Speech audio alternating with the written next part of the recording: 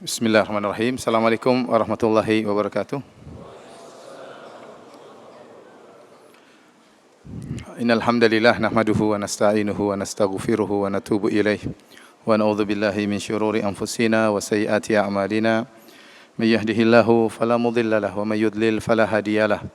Wa asyhadu an la ilaha illallah wahdahu la syarikalah wa asyhadu anna Muhammadan abduhu wa rasuluhu la nabiyya ba'dah.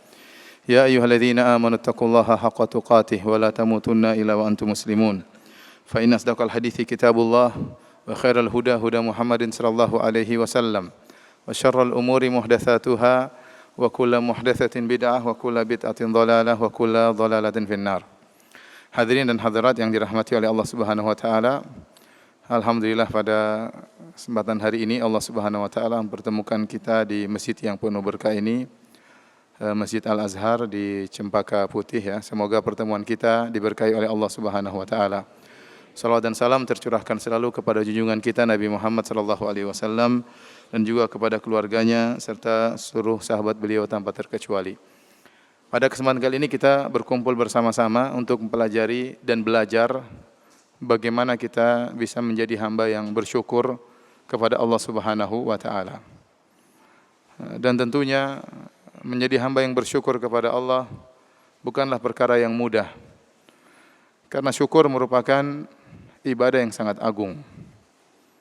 Dia ibadah yang berkaitan dengan amalan hati, amalan lisan, ya, dan juga anggota tubuh. Ya, oleh karenanya bersyukurlah ibadah yang berkaitan dengan amalan hati, amalan lisan, dan juga amalan tubuh.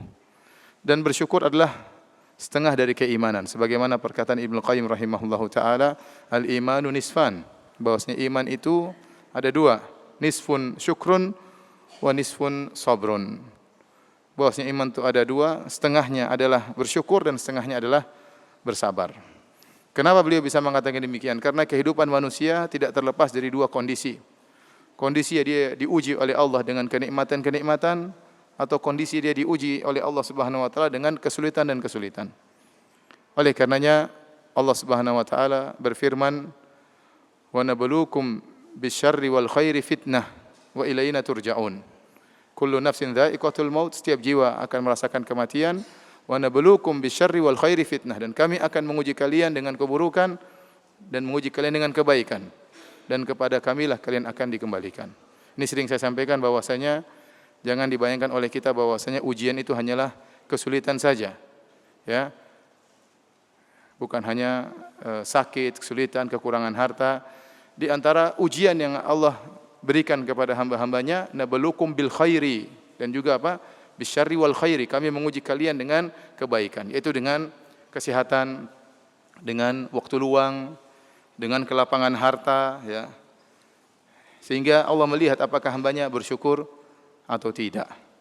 Maka tatkala seorang hamba tidak terlepas dari dua kondisi ini, terkadang mendapatkan kenikmatan, terkadang mendapatkan kesulitan, maka dia berputar di antara dua posisi. Kalau diuji dengan kenikmatan dia bersyukur, kalau diuji dengan kesulitan maka dia bersabar. Dan kalau dia tidak bisa bersyukur, maka dia berdosa. Dan kalau dia tidak bersabar tatkala diuji dengan kesulitan, maka dia pun berdosa. Maka kalau dia berdosa, dia beristighfar. Ya, makanya sebenarnya mengatakan unwanus sa'adah thalatha. Tanda-tanda kebahagiaan itu pada seorang hamba ada tiga perkara. Idza u'tiya syakara, kalau diberi kenikmatan dia bersyukur. Wa idza butuliya sabara, kalau diberi ujian dia bersabar. Wa idza adznaba istaghfar, kalau dia berdosa dia beristighfar. Maka barang siapa yang berpindah kondisinya dalam tiga kondisi ini, diberi kenikmatan dia bersyukur, diberi ujian dia bersabar, tatkala berdosa segera dia beristighfar, maka inilah hamba yang bahagia, hamba yang bahagia. Dan seorang mukmin, ya, dia berusaha beribadah kepada Allah apapun kondisi yang Allah berikan kepada dia. Apakah dalam kondisi lapang ataupun dalam kondisi sempit. Ya. Oleh karenanya Nabi sallallahu alaihi wasallam bersabda, "Ajaban li amril mu'min, innal amrahu kullahu khair." Sungguh menakjubkan perkara seorang mukmin, sungguhnya perkaranya seluruhnya adalah kebaikan, adalah yang terbaik. Wa laisa dzalika illa lil mu'min, dan ini tidak bisa dialami kecuali oleh seorang mukmin. In asabahu sarra syakara. Kalau dia mendapatkan kesenangan-kesenangan, dia pun bersyukur kepada Allah. Fa kana khairan lahu. Maka yang terbaik baginya. Wa in asabahu ad-dharra, kalau dia ditimpa dengan kesulitan-kesulitan, penderitaan, kesempitan, sabar, maka dia pun bersabar. Fa kana khairan lahu, dan ini adalah terbaik baginya, ya. Ini kondisi seorang mukmin yang sejati. Makanya saya ingatkan kepada diri saya dan kepada para hadirin, ya. Masalah keimanan itu bukan cuma teori. Bukan cuma teori. Masalah tauhid, masalah akidah bukan cuma teori, harus ada prakteknya. Bagaimana seorang kemudian hafal ayat-ayat, hafal hadis-hadis, sering ikut pengajian, tapi tatkala ada masalah sedikit dia tidak bersabar. Ada masalah sedikit mudah marah-marah, melemparkan kesalahan kepada orang. Ini namanya cuma sekedar teori, praktek enggak ada. Ya. Maka seorang mukmin yang sungguhnya kalau diberi kenikmatan dia bersyukur. Ada orang sering ikut pengajian tetapi waktunya bersyukur untuk bersedekah, membantu orang lain, tangannya terasa berat, hatinya terasa berat. Ini teorinya pintar tapi prakteknya enggak ada, ya. Oleh karenanya seorang berusaha menjadi seorang mukmin yang sungguhnya. Jika diberi kenikmatan dia bersyukur, kalau diberi ujian dia bersabar. Kalau dia bersalah dia beristighfar kepada Allah Subhanahu wa taala. Jadi intinya hamba diuji dengan kebaikan dan diuji dengan keburukan. Ya. Tapi sebagaimana fitrah manusia, kalau kita diberi ujian oleh Allah dengan kebaikan atau keburukan, mending kita memilih diuji dengan apa? Dengan kebaikan. Disuruh milih jadi orang kaya bersyukur atau orang miskin bersabar, mending jadi apa? Mending kaya bersyukur, ya. Itu fitrah antum, ya. Ustadz juga demikian, ya. Kalau disuruh milih, ya mending saya pilih kaya bersyukur, ya, daripada miskin apa? Bersabar. Dan ini perkataan Mutarrif bin Abdullah rahimahullah. Beliau berkata, la an u'afa fa ashkur ahabbu ilayya min an ubtala fa asbir. Saya diberi kelapangan oleh Allah Subhanahu wa taala, dijauhkan dari kesulitan, kemudian saya bersyukur, lebih saya sukai daripada saya diuji kemudian saya bersabar, ya. Tapi jadi masalahnya para hadirin hadirat, ya, kenapa tadi saya katakan ibadah syukur ibadah yang berat? Kenyataannya kebanyakan orang yang diuji dengan kemiskinan, dengan kesempitan, ya, dengan kesulitan, banyak yang lulus dari ujian tersebut. Mereka lebih mudah bersabar. Dan kebanyakan orang yang diuji dengan kekayaan, kelapangan, itu tidak bisa bersyukur. Mereka tidak lulus dalam ujian. Ini jadi masalahnya di situ. Makanya Nabi SAW mengatakan, ittala'tu ala al-jannah, fawajadtu anna aktsara ahliha al-fuqara. Saya melihat kepada isi surga dan saya dapati kebanyakan penghuninya orang-orang miskin. Artinya apa? Menunjukkan banyak orang diuji dengan kesempitan, mereka lebih mudah bersyukur, lebih mudah bersabar. Mereka lulus dalam ujian. Dan ada yang orang-orang miskin tidak lulus dalam ujian, diuji dengan kemiskinan akhirnya merampok, diuji dengan kemiskinan akhirnya jual narkoba dan macam-macamnya. Tetapi kebanyakan orang diuji dengan kekayaan tidak bersyukur, ya. Lupa untuk banyak beribadah kepada Allah Subhanahu wa taala. Lupa bahwasanya setiap kenikmatan yang dia miliki akan diminta pertanggungjawaban oleh Allah Subhanahu wa taala. Tsumma la tus'alunna yauma idzin 'anil na'im. Sungguhnya kalian akan dimintai pertanggungjawaban atas segala nikmat yang kalian rasakan. Ya. Kalla innal insana la yatagha ar-ra'ahu istaghna. Sungguhnya manusia sungguh-sungguh akan melakukan perbuatan melampaui batas kapan? Ar-ra'ahu istaghna, tatkala dia merasa dirinya sudah berkecukupan sehingga dia lupa. Ya. Makanya saya ulangi lagi, kebanyakan orang diuji dengan kekayaan tidak lulus. Kebanyakan orang diuji dengan kemiskinan apa? Lulus. Saya tanya lagi sama antum. Antum pilih mana? Diuji dengan kekayaan atau dengan kemiskinan? Ini di masjid, ya, siapa tahu dikabulkan doanya. Diuji dengan apa? Dengan apa? Kekayaan. Masih ngeyel. Saya sudah jelaskan, ya. Bahwasanya kebanyakan orang diuji dengan kekayaan tidak lulus. Kebanyakan orang diuji dengan kemiskinan apa? Lulus. Sekali lagi pertanyaannya. Pilih mana? Diuji dengan kekayaan atau dengan kemiskinan? Kekayaan. Tidak ada khilaf kayaknya. Kenyataannya para hadirin hadirat yang dirahmati Allah Subhanahu wa taala, menjadi orang bersyukur, apakah syukur dengan kekayaannya, syukur dengan kesehatannya, syukur dengan ilmunya, syukur dengan waktu lapangnya, ya. Ini tidak mudah. Ya. Oleh karenanya ada seorang pernah berdoa didengar oleh Umar bin Khattab radhiyallahu taala anhu. Diriwayatkan Imam Ahmad dalam kitab Az-Zuhud. Dia berkata, Allahumma ja'alni minal aqallin. Ya Allah, jadikan aku termasuk orang-orang yang sedikit. Umar bertanya, kenapa berdoa seperti itu? Maka dia menjelaskan orang-orang sedikit orang yang terbaik. Kata dia, bukankah Allah berfirman, wa ma amana ma'ahu illa qalil. Dan tidak beriman kepada Nabi Nuh kecuali apa? Sedikit orang. Allah juga berfirman, illal ladzina amanu wa amilus solihat wa qalilum mahum. Kecuali orang-orang yang beriman dan beramal soleh, dan hanya sedikit di antara mereka orang-orang seperti itu. Kemudian juga Allah Subhanahu wa taala berfirman, wa qalilun min ibadiyas syakur. Hanya sedikit dari hamba-hambaku yang bersyukur. Hanya sedikit dari hamba-hambaku yang bersyukur. Ini kenyataan. Ya. Karena ibadah syukur bukan ibadah yang mudah. Dan iblis telah bersumpah untuk menghalangi orang dari bersyukur kepada Allah. Dia bersumpah di hadapan Allah Subhanahu wa taala, "Tsumma la'atiyannahum min baini aydihim wa min khalfihim wa an aymanihim wa an syama'ilihim wa la tajidu aktsarahum syakirin." Ini sumpah iblis. Ya Allah, sungguh aku akan mendatangi mereka, anak keturunan Adam, dari hadapan mereka, akan aku goda dari hadapan mereka. Akan aku goda dari belakang mereka, akan aku goda dari kanan mereka, dan aku akan goda dari kiri mereka, dan kau akan dapati. Dan dia bersumpah, kebanyakan mereka ya Allah tidak bersyukur kepadamu. Ini sudah janji iblis. Sehingga sebagian ulama mengatakan seandainya ada ibadah yang luar biasa lebih hebat daripada syukur, maka iblis akan melakukan godaan yang luar biasa. Sampai untuk menghalangi orang bersyukur, iblis menggoda dari segala arah. Ya, supaya orang tidak bersyukur. Karena kalau tidak bersyukur masuk neraka jahanam. Ya. Maka digoda dari depan, dari belakang, dari kanan, dari kiri. Wala tajidu aktsarahum syakirin, dan kau akan mendapati kebanyakan mereka tidak bersyukur. Dan Allah telah membenarkan kata Allah, wa qalilun min ibadiyas syakur. Hanya sedikit dari hamba-hambaku yang bersyukur kepada Allah Subhanahu wa taala. Ya. Baik, hadirin dan hadirat yang dirahmati Allah Subhanahu wa taala, perintah untuk bersyukur dalam Al-Qur'an sangat banyak. Ya. Seperti firman Allah Subhanahu wa taala, "Fadhkuruni adzkurkum washkuruli wala takfurun." Ingatlah aku, maka aku akan mengingat kalian. Washkuruli, bersyukurlah kepadaku, wala takfurun. Dan janganlah kalian ingkar, kufur nikmat. Jangan kalian kufur nikmat, ingkar terhadap kebaikanku. Bersyukurlah. Itu dengan beribadah kepada Allah dan yang lainnya. Ya. Kemudian juga Allah berfirman, "Anishkurli wali walidayka ilayal masir." Bersyukurlah kepadaku, berterima kasihlah kepadaku, dan berterima kasihlah kepada kedua orang tuamu. Dan kepada akulah kalian akan dikembalikan.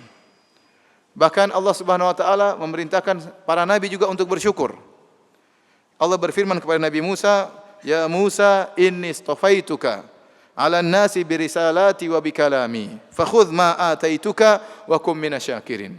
Wahai Musa, sungguhnya aku telah memilih engkau, ya, dilebihkan daripada manusia-manusia yang lain. Aku memilih engkau dengan risalahku. Aku menjadikan engkau seorang rasul. Wa bikalami, dan aku berbicara langsung dengan engkau, sehingga Nabi Musa diberi gelar dengan kalimullah, yang berbicara langsung dengan Allah Subhanahu wa taala. Kata Allah, "Fakhudh ma ataituka," maka ambillah apa yang aku berikan kepadamu, ambillah Taurat, ambillah hukum-hukum yang aku turunkan kepadamu. Wa kum minasyakirin, dan jadilah engkau menjadi orang-orang yang bersyukur, ya. Jangankan kita untuk diingatkan bersyukur, para nabi juga diingatkan oleh Allah untuk bersyukur kepada Allah Subhanahu wa taala.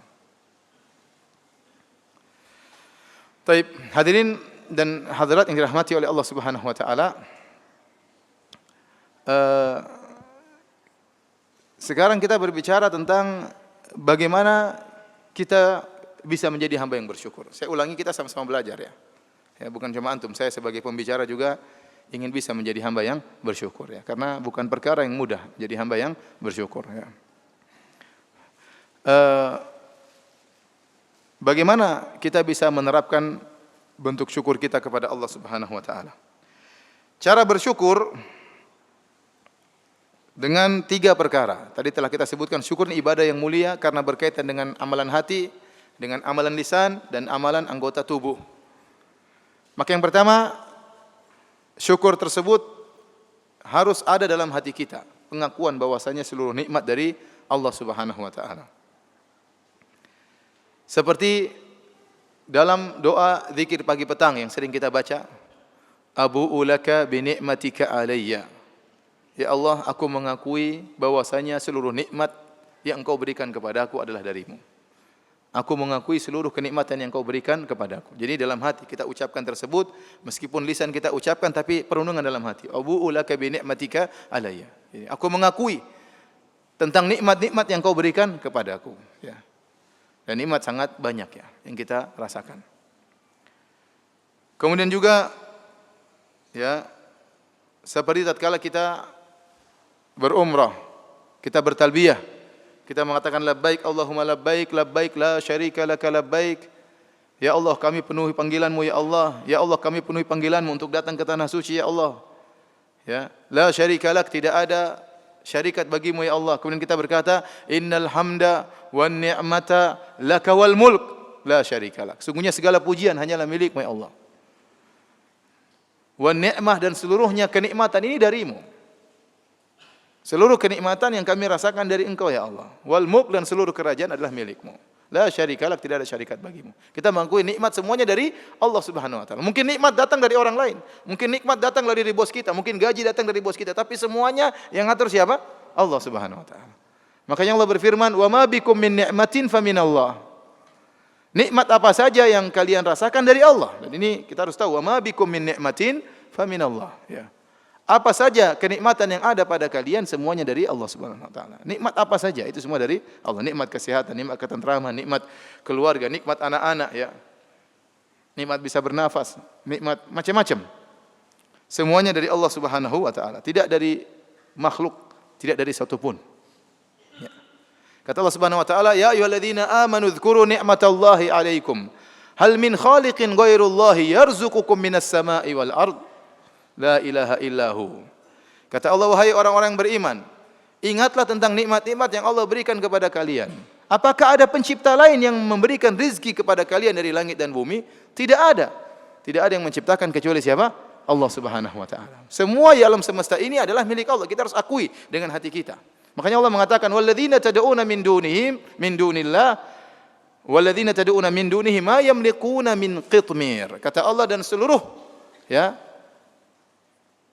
orang-orang yang disembah selain Allah, seluruh sembahan-sembahan, berhala-berhala, sembahan-sembahan yang disembah selain Allah Subhanahu wa taala, ma yamlikuna min qitmir. Mereka tidak memiliki meskipun hanya selaput yang ada di biji korma. Mereka tidak memiliki apa-apa, semuanya dari Allah Subhanahu wa taala. Ya. Tidak ada makhluk yang bisa membuat selaput di biji korma. Selaput yang sangat tipis di biji korma yang kita tidak makan, kita buang, itu yang bisa ciptakan hanya siapa? Allah Subhanahu wa taala. Ya. Kata Allah, "Falyanzuril insanu ila ta'ami, anna sababna al-ma'a sabba, thumma syaqaqna al-ardha syaqqa." Kata Allah, hendaknya seorang manusia melihat terhadap apa yang dia makan. Kita disuruh merenungkan. Nanti makan beras, makan buah apel, makan macam-macam. Dari mana? Ya. Semuanya dari Allah Subhanahu wa taala. Apel kita makan, bijinya dari mana? Biji dari Allah. Tanamnya di mana? Tanamnya di tanah Allah Subhanahu wa taala. Airnya dari mana? Air hujan dari Allah Subhanahu wa taala. Ya. Yang membuat biji tersebut bisa mengeluarkan tunas, kemudian membelah bumi, itu juga Allah. Tsumma syaqaqnal arda syaqqa, kami yang belah bumi tersebut. Tidak ada sampai saat ini orang yang bisa menciptakan biji. Kata Allah, wal yakhluqu habbatan. Coba mereka ciptakan biji dalam hadis qudsi, ciptakan biji. Seluruh pakar alam semesta berkumpul, dunia ini seluruh pakar fisika, pakar biologi, ya, seluruh pakar-pakar ilmuwan berkumpul ciptakan biji, kalau taruh di tanah bisa tumbuh, enggak mungkin. Apalagi ciptakan telur kemudian taruh di ram sama ayam kemudian menetas. Orang Cina bisa bikin telur cuma bisa digoreng doang ya. Tapi kalau dieram menetas enggak ada yang kasih ruh siapa? Allah Subhanahu wa taala. Jangankan telur menetas, biji saja ditanam tumbuh enggak ada yang bisa. Ya, maka semuanya ini dari Allah Subhanahu wa taala. Wa ma bikum min ni'matin faminallah. Apa saja kenikmatan yang kalian rasakan semuanya dari Allah Subhanahu wa taala. Ini harus pengakuan dari hati kita. Setelah kita mengakui seluruh kenikmatan dari Allah Subhanahu wa taala, ini adalah ibadah hati ya. Maka bersyukur pula dengan lisan. Dengan lisan, dengan memuji Allah Subhanahu wa taala. Dengan memuji Allah Subhanahu. Di antaranya setelah selesai salat kita berzikir subhanallah, subhanallah, subhanallah tiga kali. Kemudian kita berzikir alhamdulillah, alhamdulillah, alhamdulillah. Dan saya berharap kita semua tatkala berzikir selepas salat ya, benar-benar serius merenungkan makna alhamdulillah, alhamdulillah, alhamdulillah. Ada nikmat tersendiri yang Allah berikan, bukan cuma nikmat tatkala kita salat. Setelah salat kita berzikir, ada kenikmatan Allah masukkan ya iman dalam hati kita tatkala kita mengatakan subhanallah sambil kita renungkan maha suci Allah. Betapa banyak orang mensifati Allah dengan sifat yang tidak benar, ya. Betapa banyak orang yang suudzon kepada Rabbnya. Betapa banyak orang mengatakan Allah punya anak dan macam-macamnya. Ya. Kita bilang subhanallah, maha suci Allah. Kemudian kita mengatakan alhamdulillah, segala puji hanya bagi Allah, segala nikmat dari Allah Subhanahu wa taala. Sambil kita mengatakan alhamdulillah, alhamdulillah, alhamdulillah, ini luar biasa keimanan yang kita rasakan. Jadi kita ucapkan dengan lisan kita sebagai bentuk syukur kita kepada Allah Subhanahu wa taala. Dan Allah adalah Rabb yang suka untuk dipuji. Ya. Oleh karenanya Nabi sallallahu alaihi wasallam ya berkata, "Liyattakhidh ahadukum qalban syakiran." Hendaknya salah seorang dari kalian menjadikan hatinya hati yang bersyukur. Senantiasa bersyukur dengan hati. Kemudian apa? Wa lisanan dzakiran. Dan lisan yang senantiasa berzikir sebagai bentuk bersyukur kepada Allah Subhanahu wa taala. Wa zaujatan tu'inuhu ala amril akhirah. Dan hendaknya mencari istri yang membantu dia dalam urusan apa? Akhirat. Di antara istri yang bisa membantu kita untuk urusan akhirat adalah istri yang pandai bersyukur. Istri yang pandai bersyukur. Dan saya sampaikan kepada para ibu-ibu, baik yang hadir di kajian kita ataupun yang menonton langsung di Roja TV, ya, ibu-ibu hendaknya menjadi istri yang solehah, yang membantu suaminya untuk pandai bersyukur. Ya, karena posisi ibu-ibu sangat urgent dalam masalah syukur kepada Allah Subhanahu Wa Taala. Seorang suami bisa sangat pandai bersyukur karena istrinya, pengaruh istrinya, dan seorang suami bisa menjadi tamak, ya, hasrat dengan dunia tiada henti-hentinya juga terkadang karena istrinya. Oleh karena ibu-ibu hendaknya menjadi istri yang soleh yang bantu suami untuk bersyukur. Ustadz, kok Ustadz bisa nuduh para istri? Saya bukan nuduh, saya cerita kenyataan. Ya. Tentunya tidak semua ibu-ibu ya. Banyak ibu-ibu yang solehah, masya Allah, ya, yang menyuruh suami untuk bersyukur, yang menahan suaminya jangan terlalu ngoyo dalam masalah dunia suamiku, jangan lupa beribadah, jangan lupa berdoa, suaminya diingatkan, jangan lupa baca doa keluar rumah, jangan lupa doa naik pesawat. Ada istri-istri solehah, masya Allah. Ini nikmat kalau punya istri seperti ini, alhamdulillah ya. Tapi ada sebagian istri membuat suaminya tidak bersyukur, membuat suaminya tamak. Ya. Kok bisa Ustaz? Contohnya bagaimana? Ya, contohnya istrinya bilang sama suaminya, Mas, beli mobil lagi Mas. Kita yang sudah punya mobil. Tapi mobil tetangga lebih bagus Mas, beli lagi. Ya. Tapi kita enggak punya uang sayangku. Enggak Mas, utang aja Mas. Kita bertawakal kepada Allah setelah itu. Utang bertawakal ya, utang. Akhirnya utang. Ya, kalau suami sudah kejebak hutang akhirnya apa? Akhirnya susah ya. Tamak dia mencari harta karena untuk nutup utang ditagih-tagih orang. Padahal itu keperluan yang bukan urgen. Ya. Udah punya rumah, Mas, kita bikin rumah yang lebih besar Mas. Ya, akhirnya suaminya ikut-ikutan dan banyak suami yang nurut sama istri, banyak. Apalagi suami Indonesia banyak. Nurut. Istrinya minta rumah baru, cari lagi berusaha, bikin rumah yang lebih besar. Akhirnya habis waktunya, kapan bersyukurnya, kapan baca Qur'annya, kapan ngajinya, ya. Istrinya yang berpengaruh. Istrinya bergaul sama orang-orang kaya. Kata orang, kalau Anda ingin menjadi orang yang bahagia, jangan sering bergaul sama orang kaya. Karena kalau Anda bergaul sama orang kaya, menderita ya. Ketemu teman, HP-nya lebih bagus. Ketemu teman, mobilnya lebih bagus. Masuk ke rumah teman, rumahnya lebih apa? Bagus. Kayaknya menderita. Ente ingin bahagia, main sama orang miskin. Temu nggak punya mobil. Alhamdulillah saya punya mobil. HP-nya HP jadul. Kita bersyukur HP saya lebih bagus ya. Nah, apalagi ibu-ibu. Kalau ibu-ibu sudah bergaul sama ibu-ibu yang kaya, ya, waduh. Dan sering terjadi ejek-ejekan di antara ibu-ibu. Ini sering terjadi. Sekali lagi ini bukan menuduh ya. Tapi apa? Kenyataan. Tentu lagi tidak semua ibu-ibu, sebagian ibu-ibu. Ya. Saya tidak ingin mengumumkan dosa ya. Saya katakan sebagian ibu-ibu. Banyak ibu-ibu yang soleha ya. Kalau pergi ke pertemuan ibu-ibu, banyak bahan yang sering dijadikan komentar para ibu-ibu ya. Itu ukhti itu, kita itu, ummu itu, kalau setiap kita ketemu bajunya nggak pernah ganti ya. Memang dia mungkin nggak punya, bajunya cuma 2, 3 dan macam-macamnya. Baju dikomentari. Ya.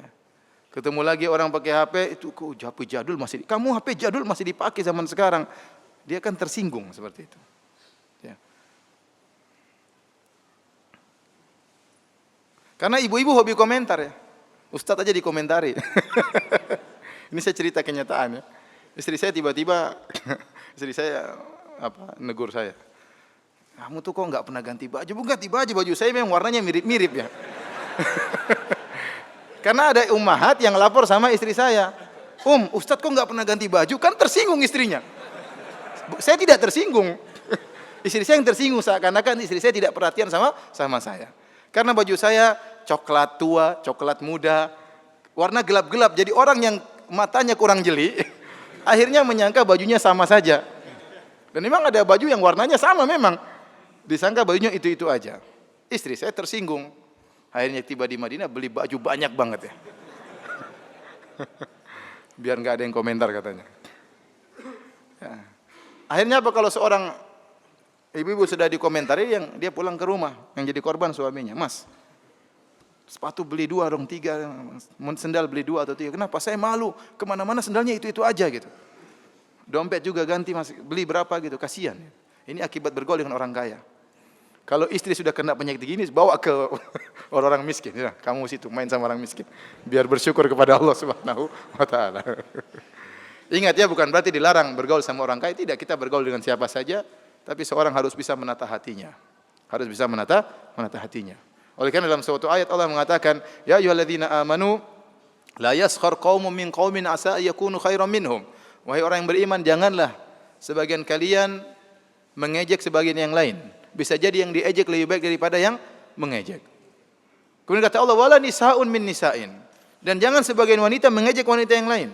Asa ayakunna khairan minhun. Bisa jadi yang diejek lebih baik daripada yang mengejek. Sebagian ulama berpendapat, Allah menyebutkan secara umum pertama, wahai orang yang beriman, jangan kalian mengejek. Setelah itu Allah menyebutkan, wahai para wanita. Padahal para wanita termasuk dari orang beriman, tetapi disebutkan secara khusus dalam kaidah dzikrul khas ba'dal am, penyebutan yang khusus setelah umum. Kenapa? Karena seringnya wanita sering mengejek. Ya.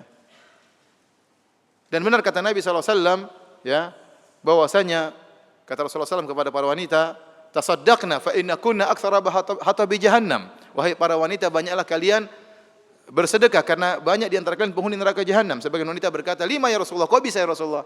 Kata Rasulullah SAW, li'anna kunna takfurnal ashir, karena kalian tidak berterima kasih kepada suami, tidak bersyukur kepada suami, nuntut terus kerjanya. Ya. Kemudian wa tukthirna la'nah, karena kalian sering melaknat, sering mengumpat. Sehingga wanita di antara wanita yang lain sering mengejek dalam banyak sisi. Sepatu diejek, HP diejek, dompet diejek, datang ke rumahnya kompro, rumahnya jorok, jadi bahan ejekan banyak. Anaknya enggak diurus, jadi wanita sering mengejek di antara mereka. Sehingga dikhususkan penyebutan mereka karena mereka seperti itu. Sehingga tatkala kemudian banyak melihat yang lebih bagus dari miliknya, baik HP-nya dan rumahnya, akhirnya pulang ke rumah suaminya disuruh untuk beli ini, beli anu, dituntut untuk beli macam-macam. Akhirnya istri tidak bersyukur, suaminya pun akhirnya tidak bersyukur. Makanya saya ingat kembali kepada ibu-ibu, hendaknya menjadi istri yang solehah. Ya, kata Nabi SAW, liyattakhid ahadukum qalban syakiran. Hendaknya salah seorang dari kalian menjadikan hatinya hati yang bersyukur, wa lisanan dzakiran, lisan yang senantiasa berzikir, wa zaujatan tu'inuhu ala amril akhirah, dan istri yang membantu dia untuk urusan akhirat. Jadi seorang istri berusaha untuk menjadikan suaminya sebagai suami yang qanaah, suami yang pandai bersyukur kepada Allah Subhanahu wa taala. Jadi kita disuruh untuk banyak berzikir sebagai bentuk bersyukur kepada Allah. Nabi SAW, ya, dari bangun tidur sudah memuji Allah Subhanahu wa taala. Tatkala mau tidur juga memuji Allah Subhanahu wa taala. Di antara doa bangun tidur, Nabi berdoa, alhamdulillahi ahyana ba'da ma amatana wa ilaihin nusyur. Segala puji bagi Allah. Bangun tidur langsung memuji Allah. Kita juga demikian. Bangun tidur langsung muji Allah, jangan lihat HP langsung. Bangun tidur langsung lihat WhatsApp, jangan. Bangun tidur puji dulu Allah. Alhamdulillahilladzi ahyana ba'da ma amatana wa ilaihin nusyur. Ya. Segala puji bagi Allah yang telah menghidupkan kita kembali. Ya. Setelah mematikan kita. Jadi tidur itu kematian. Kita enggak tahu kalau tidur bisa bangun atau tidak, ya. Makanya Rasulullah SAW waktu doa tidur beliau mengatakan, subhanakallahumma rabbi bika wada'tu jambi wa bika arfa'u in amsakta nafsi faghfir laha wa in arsaltaha fahfadha bima tahfadhu bihi ibadaka salihin. Ya Allah, dengan Engkau lah aku bisa meletakkan lambungku, bersyukur kepada Allah. Dan dengan sebab Engkau aku bisa mengangkat apa? Lambungku. Ini doa Nabi waktu mau tidur. In amsakta nafsi, kalau kau tahan jiwaku, kau tidak kembalikan lagi jiwaku, faghfirlah, maka ampunilah apa? Jiwaku. Wa in arsaltaha, kalau kau kembalikan jiwaku, fahfadha bima, maka jagalah jiwaku sebagaimana engkau menjaga hamba-hambamu yang saleh. Ya. Tatkala kita bisa hidup kembali, ini nikmat dari Allah. Dalam doa yang lain, Nabi berdoa, alhamdulillahilladzi afani fi jasadi. Segala puji bagi Allah yang memberikan aku kesehatan pada jasadku. Wa radda alayya ruhi, dan juga mengembalikan ruhku kepadaku. Wa adzina li bidzikrihi, dan Allah mengizinkan aku untuk bisa berzikir kepadanya. Ini kita syukuri. Bangun alhamdulillah dalam kondisi sehat. Kemudian alhamdulillah roh masih bisa kembali, masih bisa beraktivitas, masih bisa ya berbuat baik kepada orang tua, kepada anak istri, masih bisa beribadah, masih bisa sujud, masih bisa istighfar. Banyak orang tidur enggak bisa bangun lagi. Wa adzina li bidzikrihi, dan masih mengizinkan lisanku untuk berzikir kepada Allah. Ini doa bangun tidur. Mau tidur juga Nabi SAW memuji Allah Subhanahu wa taala. Di antara doa mau tidur Rasulullah SAW baca, yang dibaca oleh Nabi SAW, alhamdulillahilladzi at'amana wa saqana wa kafana wa awana wa kam mimman la kafiya lahu wa la mu'wi. Kata Nabi SAW, segala puji bagi Allah yang telah memberikan aku makan, telah memberikan aku minum, ya, telah mencukupkan aku, telah beri naungan rumah untuk aku tidur. Betapa banyak orang yang tidak ada yang memberi kecukupan kepadanya dan tidak ada naungan baginya. Nabi sebelum tidur masih ingat-ingat nikmat Allah Subhanahu wa taala. Hari ini alhamdulillah masih makan, masih kenyang, masih bisa minum. Ya, alhamdulillah masih bisa tidur di rumah. Banyak orang enggak punya rumah, tidur di mana bingung ya. Ya, masih ada yang menaungi.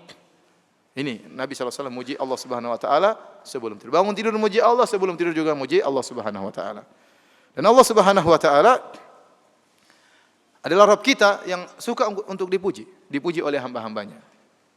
Makanya dalam hadis, innallaha la yarda an 'abdihi idza an ya'kula akalah fayahmadahu 'alaiha au an yashraba syarbah fayahmadahu 'alaiha. Sungguhnya Allah ridha kepada seorang hamba jika dia makan makanan maka dia pun memuji Allah, dan jika dia minum minuman maka dia pun memuji Allah Subhanahu wa taala. Apa doa kita kalau setelah makan dan minum? Alhamdulillahilladzi at'amani. Kemudian apa doanya? Alhamdulillahilladzi at'amana wa saqana wa ja'alna minal muslimin. Hadisnya sahih atau dhaif? Alhamdulillahilladzi at'amani hadzal ta'am wa razaqanihi min ghairi haulin minni wala quwwah. Kalau antum baca doa ini dalam hadis yang sahih, maknanya indah. Segala puji bagi Allah yang telah memberikan aku rizki ini, baik makanan maupun minuman. Min ghairi haulin minni wala quwwah, tanpa ada usaha, tanpa ada kekuatan dariku. Semuanya murni dari siapa? Dari Allah Subhanahu wa taala. Ya. Ya. Ada sebagian ustaz cerita, anaknya habis makan baca doa ini. Sudah hafal, masih kecil di Madinah. Alhamdulillahi at'amani hadzal ta'am wa razaqanihi min ghairi haulin minni wala quwwah. Segala puji bagi Allah yang memberikan aku rezeki ini tanpa ada kekuatan upaya dariku, wala quwwah, dan tidak ada kekuatan dariku. Dia bilang, "Abi, katanya wala quwwah. Di sini saya makan enggak ada kuahnya, Abi." Disangka makanannya, ya Allah, terima kasih atas kuah yang kau berikan kepadaku. Padahal kuah itu maksudnya apa? Kekuatan. Baik, jadi kita berusaha untuk memuji Allah Subhanahu wa taala. Oleh karenanya di antara hamba-hamba Allah yang sangat pandai bersyukur, tentunya para nabi seluruhnya pandai bersyukur, di antaranya adalah Nabi Ibrahim alaihissalam. Allah mensifati Nabi Ibrahim dengan pujian yang luar biasa, kata Allah Subhanahu wa taala, "Inna Ibrahim kana ummatan qanitan lillah hanifan wa lam yakun minal musyrikin, syakiran li an'umi, ijtabahu wa hadahu ila siratim mustaqim." Kata Allah, sungguhnya Ibrahim itu adalah qudwah, ummah, yaitu adalah teladan. Kemudian senantiasa beribadah kepada Allah Subhanahu wa taala, hanifan, jauh dari kesyirikan, condong kepada tauhid, dan tidak pernah berbuat syirik sama sekali. Kemudian kata Allah, syakiran li an'umih, senantiasa bersyukur ya dengan nikmat-nikmat yang Allah berikan kepadanya. Allah menggunakan kalimat syakiran, itu isim fa'il. Kalau isim fa'il itu menunjukkan senantiasa. Syakiran. Ya. senantiasa bersyukur kepada Allah li'an'umi, atas nikmat-nikmat yang Allah berikan kepadanya. Perhatikan di sini, Allah menggunakan wazan af'ul, li'an'umi. Karena nikmat itu wazannya bisa dijamak dengan ni'am. Ya. Di antaranya bisa an'um. Apa bedanya? Mufradnya nikmatun, bisa dijamak dengan ni'am. Wazannya fi'al, bisa dijamak dengan an'um, wazannya af'ul. Bedanya di mana? Dalam bahasa Arab, untuk menjamak, menggunakan timbangan huruf yang lain. Kalau Indonesia dijamak ya diulang ya. Manusia, manusia, manusia ya. Orang, orang, orang ya. Masjid, masjid, masjid. Kalau bahasa Arab enggak, masjid jadi masajid. Ya. Ada perubahan di antaranya ya, dirubah tambahan huruf atau yang lainnya ya. Jadi kalau menerjemahkan bahasa Arab terkadang jadi panjang banget ya. Karena kalau sudah jamak jadi apa? Diulang ya. Kereta ya kereta-kereta ya. Pertolongan. Jadi panjang. Nah, kalau orang Arab ni'mah mufradnya kata tunggal bisa dirubah menjadi ni'am atau an'um. Nah, kalau apa bedanya? Jadi dirubah dengan jamak taksir ya. Jamak taksir bisa dua makna. Ada namanya jam'ul kasrah, ada nama jam'ul qillah. Jam'ul kasrah itu timbangan huruf yang menunjukkan benda tersebut banyak, lebih dari 10. Adapun jam'ul qillah itu timbangan huruf yang menunjukkan benda tersebut banyak tapi kurang dari 10. Namanya jam'ul qillah. Dan Allah tatkala menunjukkan Nabi Ibrahim alaihissalam bersyukur, Allah menggunakan syakiran li an'umih. Yaitu dia senantiasa bersyukur li an'umih yang menunjukkan jam'ul qillah, jamak yang menunjukkan nikmat tersebut antara 3 sampai 9. Sedikit. Sehingga Imam Syaukani rahimahullah dalam kitabnya Fathul Qadir tatkala mengomentari ayat ini, beliau berkata Nabi Ibrahim alaihissalam ya, senantiasa bersyukur kepada Allah bahkan pada nikmat-nikmat yang sedikit. Bukan hanya nikmat-nikmat besar yang dia syukuri kepada Allah, nikmat-nikmat yang sedikit yang mungkin terkadang kita lalaikan itu disyukuri oleh Nabi Ibrahim alaihissalam. Jadi seluruh nikmat yang dia rasakan dia syukur kepada Allah Subhanahu wa taala. Kita kalau mensyukuri nikmat-nikmat besar sering atau dapat proyek besar kita masyaallah alhamdulillah bersyukur kepada Allah Subhanahu wa taala, ya. Tahu-tahu alhamdulillah tadinya bujangan kemudian menikah, oh alhamdulillah dapat istri bersyukur kepada Allah Subhanahu wa taala ya. Tahu-tahu ada pengumuman bisa naik haji bersyukur kepada Allah. Ini biasa orang bersyukur nikmat yang besar. Jadi masalah bisakah kita bersyukur dengan nikmat-nikmat yang sedikit? Harus kita latih diri kita. Nikmat sedikit yang mungkin anggap sedikit makan. Ini padahal bukan nikmat sepele ya. Makan, ada makanan bisa mengenyangkan itu nikmat yang luar biasa. Ya, Nabi Ibrahim alaihissalam terhadap nikmat-nikmat yang sedikit dia bersyukur kepada Allah, apalagi terhadap nikmat-nikmat yang besar. Sering kita lupa kalau kita dapat nikmat-nikmat yang sedikit ya. Kita sering lupa seakan-akan kita bisa bernapas ini memang sudah tugas dari Allah Subhanahu wa taala. Padahal itu nikmat ya. Bisa melihat, bisa memandang, bisa mendengar seakan-akan itu bukan nikmat, padahal itu nikmat. Nikmat yang luar biasa. Tapi sering kita lupa untuk bersyukur kepada Allah Subhanahu wa taala. Sebenarnya Allah mengatakan kalau Anda ingin tahu bagaimana nikmat memandang, sekali-sekali bangun tidur kemudian tutup mata Anda, bangun tidur tutup mata, kemudian jalanlah menuju ke kamar mandi. Coba tanpa melihat, kan susah. Masuk kamar mandi kemudian cari odol di mana, cari sabun di mana, ya, handuk di mana, ya. Setengah mati enggak gampang. Kehilangan pandangan itu tidak adalah musibah yang besar. Padahal kita alhamdulillah senantiasa mau lihat kapan mau lihat, mendengar kapan mendengar, mau berbicara ya. Kemarin saya ketemu dengan sebagian ikhwan, subhanallah masih umur 41, kena gula kemudian kena stroke. Alhamdulillah stroke-nya sudah sembuh tapi masih ada asarnya. Dia berbicara dengan saya, berusaha menjelaskan, susah dia jelaskan. Kenapa lisannya enggak bisa lurus lagi? Ngomongnya susah banget. Benar kita bicara enak ngomong apa aja bisa. Dia mau bicara sudah susah. Kenapa? Dulu dia bicara dengan mudah. Allah cabut nikmat tersebut, sudah susah dia mengungkapkan sesuatu. Oleh karenanya para hadirin, ya, lihat Nabi Ibrahim alaihissalam bersyukur dengan segala nikmat yang Allah berikan kepada dia. Minimal kita dalam hati kita ya, bahwasanya Allah berikan kita berbagai macam kenikmatan. Taib, jadi kita bersyukur kepada Allah dengan lisan kita, memuji Allah Subhanahu wa taala. Ya. Sering kita mengatakan alhamdulillah, alhamdulillah ala kulli hal. Ya, subhanallah bihamdihi. Ya, itu di antara makna subhanallah bihamdihi, maha suci Allah disertai dengan memujinya. Subhanallah bihamdihi itu maksudnya apa? Maha suci Allah disertai dengan pujian. Wa bihamdihi itu kita memuji siapa? Allah Subhanahu wa taala. Taib. Kemudian Di antara bentuk bersyukur kepada Allah, bersyukur dengan anggota tubuh. Bersyukur dengan anggota tubuh. Caranya bagaimana? Dengan beribadah kepada Allah Subhanahu wa taala. Dengan beribadah kepada Allah Subhanahu wa taala. Ya, sebelum kita menyampaikan masalah ini, ada satu perkataan Syekh Utsaimin dalam kitabnya Syarhul Mumti' ya, tentang masalah bersyukur kepada Allah, memuji Allah Subhanahu wa taala ya. Betapa sering kita lupa dengan nikmat-nikmat Allah Subhanahu wa taala sehingga kita tidak bisa bersyukur dengan sebaik-baiknya. Kata beliau, apa hikmah tatkala kita keluar dari toilet kemudian kita mengatakan ghufranaka? Kalau kita keluar dari toilet apa doanya? Ghufranaka. Doa yang lain apa? Hadis dhaif lagi ya.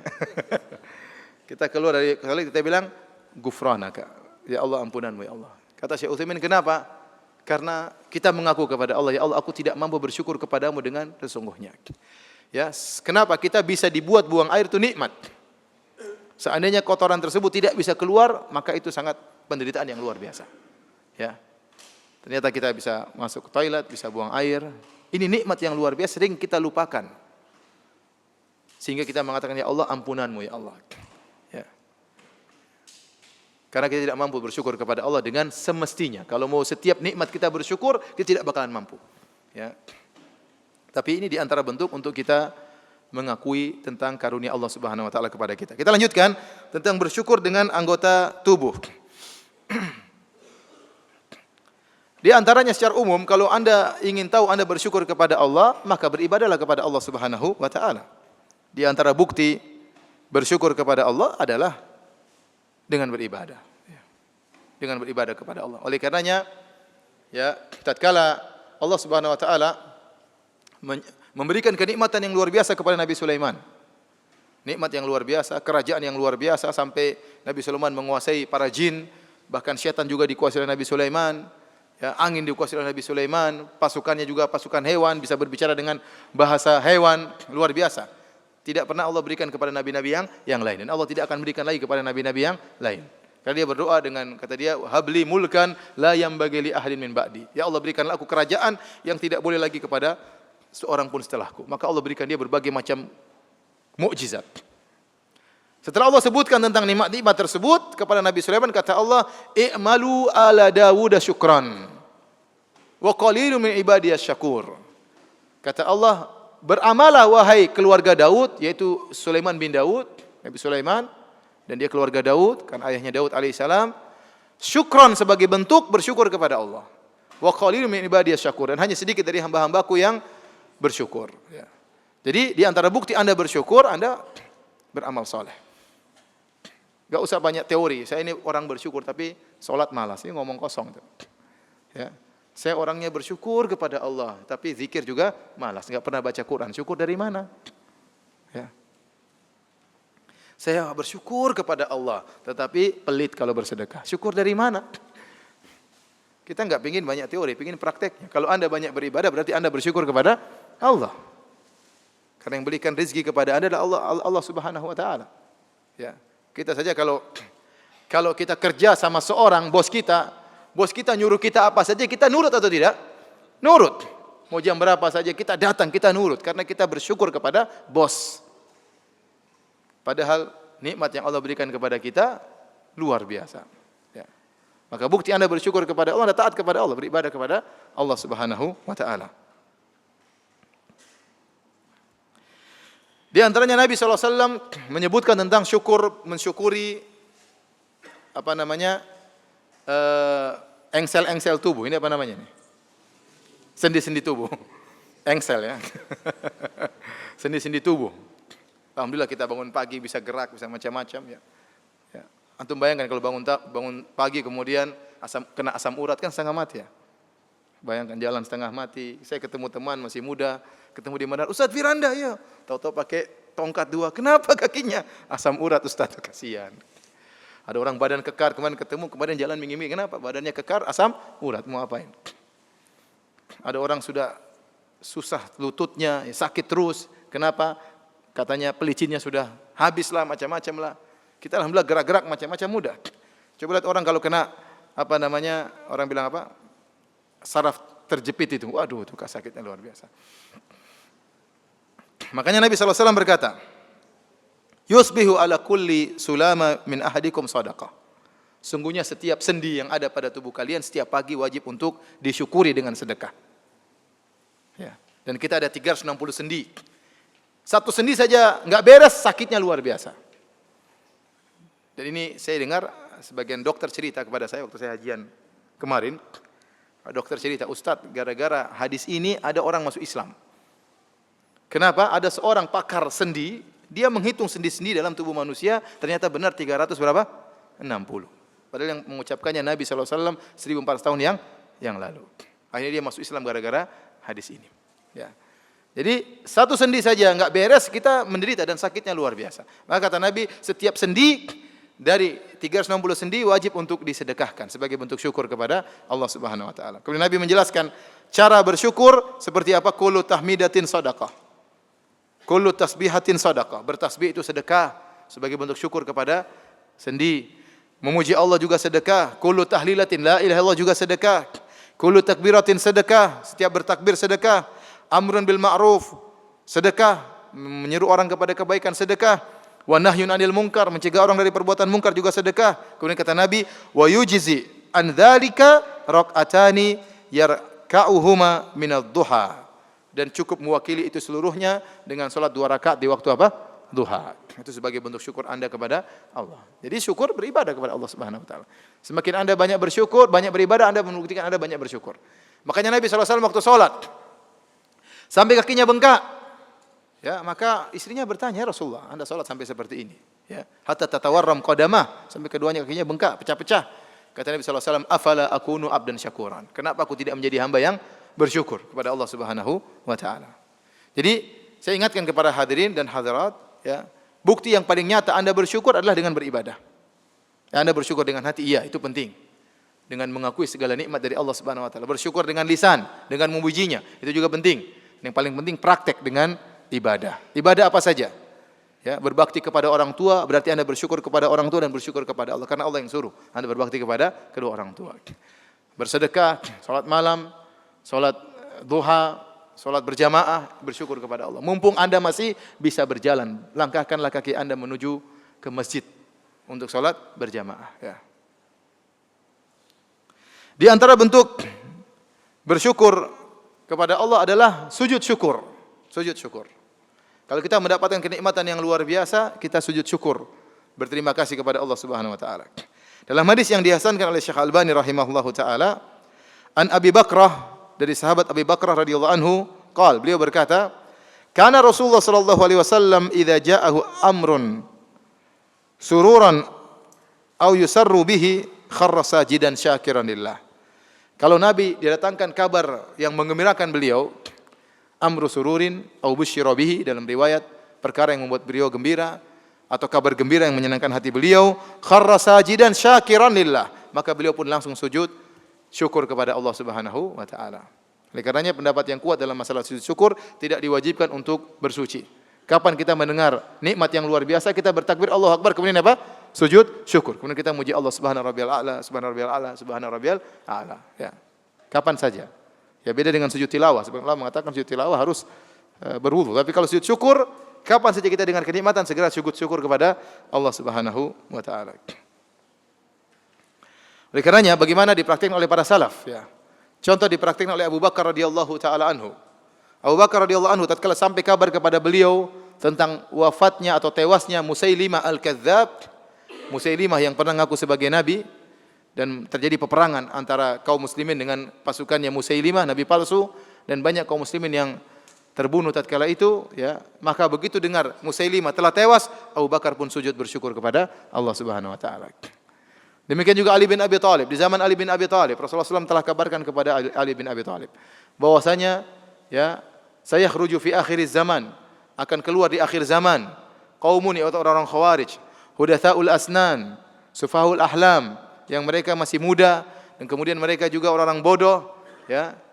Kemudian apa? Yamrukuna minad din kama yamrukus sahmu minar ramiyah. Mereka keluar dari agama seperti keluarnya anak panah yang menembus hewan buruan. Tidak tercantol di tubuh anak panah tadi, tidak tercantol di tubuh hewan tapi langsung tembus keluar. Dan Rasulullah SAW sebutkan akan ada orang-orang khawarij di akhir zaman para sahabat. Itu di zaman Ali bin Abi Thalib. ya. Dan Rasulullah SAW sebutkan di antara orang-orang Khawarij cirinya ada dzasudyah, yaitu ada seorang lelaki yang tangannya buntung dan di ujungnya ada semacam tai lalat yang besar namun ada uraian rambut. Bentuknya seperti sudia, seperti puting wanita ya. Jadi seperti sudia itu dalam bahasa Arab artinya puting ya. Tapi seperti tai lalat yang besar. Waktu Ali bin Abi Thalib memerangi orang Khawarij, setelah selesai peperangan tersebut, Ali bin Abi Thalib menyuruh para anak buahnya, iltamisu dzasudyah. Carilah kalian orang yang memiliki ciri seperti itu. Maka para sahabat cari di antara orang-orang yang terbunuh, enggak dapat. Ya'ruku jabinuhu, maka Ali pun berkeringat, bercun keringat. Ya, khawatir salah ini, padahal Nabi sudah sebutkan. Tapi Ali yakin bahwasanya yang dia perangi adalah orang Khawarij. Maka Ali berkata, "Inni ma kadzabtu wala kudhibt." Sungguhnya aku tidak berdusta dan saya juga tidak mungkin didustai. Karena yang menyampaikan bahwasanya ada orang ciri seperti itu adalah Rasulullah sallallahu alaihi wasallam. Rasul kata Ali, "Cari lagi." Akhirnya cari ternyata ditemukan orang seperti itu tertumpuk-tumpuk mayat yang lain. Tadi tidak ketahuan karena tertumpuk mayat yang lain. Setelah dibuka-buka ternyata ada orang seperti itu, tangannya buntung, di ujungnya ada semacam tai lalat besar, kemudian ada untaian rambut-rambut. Maka Ali bin Abi Thalib radhiyallahu anhu kharra sajidan, kemudian sujud syukur kepada Allah Subhanahu wa taala. Ternyata dia sudah benar memerangi orang-orang Khawarij tersebut. Demikian juga disebutkan Hasan al-Basri waktu mendengar kabar tentang terbunuhnya Hajjaj bin Yusuf Ats-Tsaqafi, dia pun sujud syukur karena Hajjaj bin Yusuf Ats-Tsaqafi orang yang kejam, membunuh para ulama, ya, memerangi para ulama, menyiksa. Waktu dia meninggal, langsung Hasan al-Basri sujud syukur kepada Allah Subhanahu wa taala. Baik hadirin dan hadirat yang dirahmati Allah Subhanahu wa taala, sekarang kita akan bahas ya, apa sih perkara-perkara yang bisa membantu kita untuk bersyukur kepada Allah Subhanahu wa taala. Perkara-perkara yang bisa membantu kita untuk bisa bersyukur kepada Allah Subhanahu wa taala. Di antaranya yang pertama, sebagaimana dalam hadis yang masyhur, yaitu dalam masalah dunia suruh lihat ke bawah, jangan lihat ke atas. Rasulullah SAW bersabda dalam hadis Abu Hurairah radhiyallahu anhu, ya, riwayat Tirmidzi, kata Nabi SAW, "Unzuru ila man huwa asfala minkum, wa la tanzuru ila man huwa fawqakum, fa innahu ajdaru alla tasdaru ni'matallahi alaikum." Kata Nabi SAW, lihatlah dalam masalah dunia, lihatlah ke bawah orang yang lebih rendah dari kalian. Dan jangan lihat ke atas, Nabi larang, jangan lihat ke atas. Nabi larang. Ini bukan anjuran, larang. Kata Nabi, "Wa la tanzuru", jangan lihat ke atas.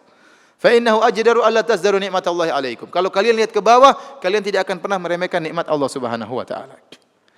Maka seorang dalam masalah dunia, hendaknya lihat ke bawah, jangan lihat ke atas. Kalau lihat ke atas, dia tidak akan pernah bahagia. Dia tidak akan pernah qanaah, dia tidak akan pernah bersyukur karena lihat ke atas terus, tidak pernah puas dengan nikmat Allah. Maka suruh lihat ke bawah. Bagaimanapun kondisi kita, ikhwan dan akhwat, bapak dan ibu yang dirahmati Allah Subhanahu wa taala, bagaimanapun sulitnya kondisi kita, pasti ada orang lebih sulit daripada kita. Pasti ada orang lebih sulit daripada kita. Kalau Anda punya mobil butut, bersyukurlah kepada Allah Subhanahu wa taala. Masih banyak orang tidak punya mobil. Anda tidak punya mobil, hanya punya motor, bersyukurlah kepada Allah. Masih banyak orang tidak punya motor, masih naik sepeda. Anda punya sepeda, bersyukurlah kepada Allah. Masih banyak orang tidak punya sepeda, jalan kaki. Anda tidak punya sepeda, ya, hanya berjalan kaki, bersyukurlah kepada Allah. Masih banyak orang tidak bisa jalan. Ya. Oleh karenanya, begitupun kondisi orang, kalau lihat ke bawah dia akan bersyukur kepada Allah Subhanahu wa taala. Tapi kalau lihat ke atas, masalah dunia tidak akan pernah berhenti. Manusia tidak ada titik klimaks dalam mencari harta, tidak ada titik klimaks dalam mencari kepuasan. Sudah punya rumah, ingin punya rumah banyak lagi. Sudah punya mobil, ingin punya mobil banyak lagi. Ini sifat manusia.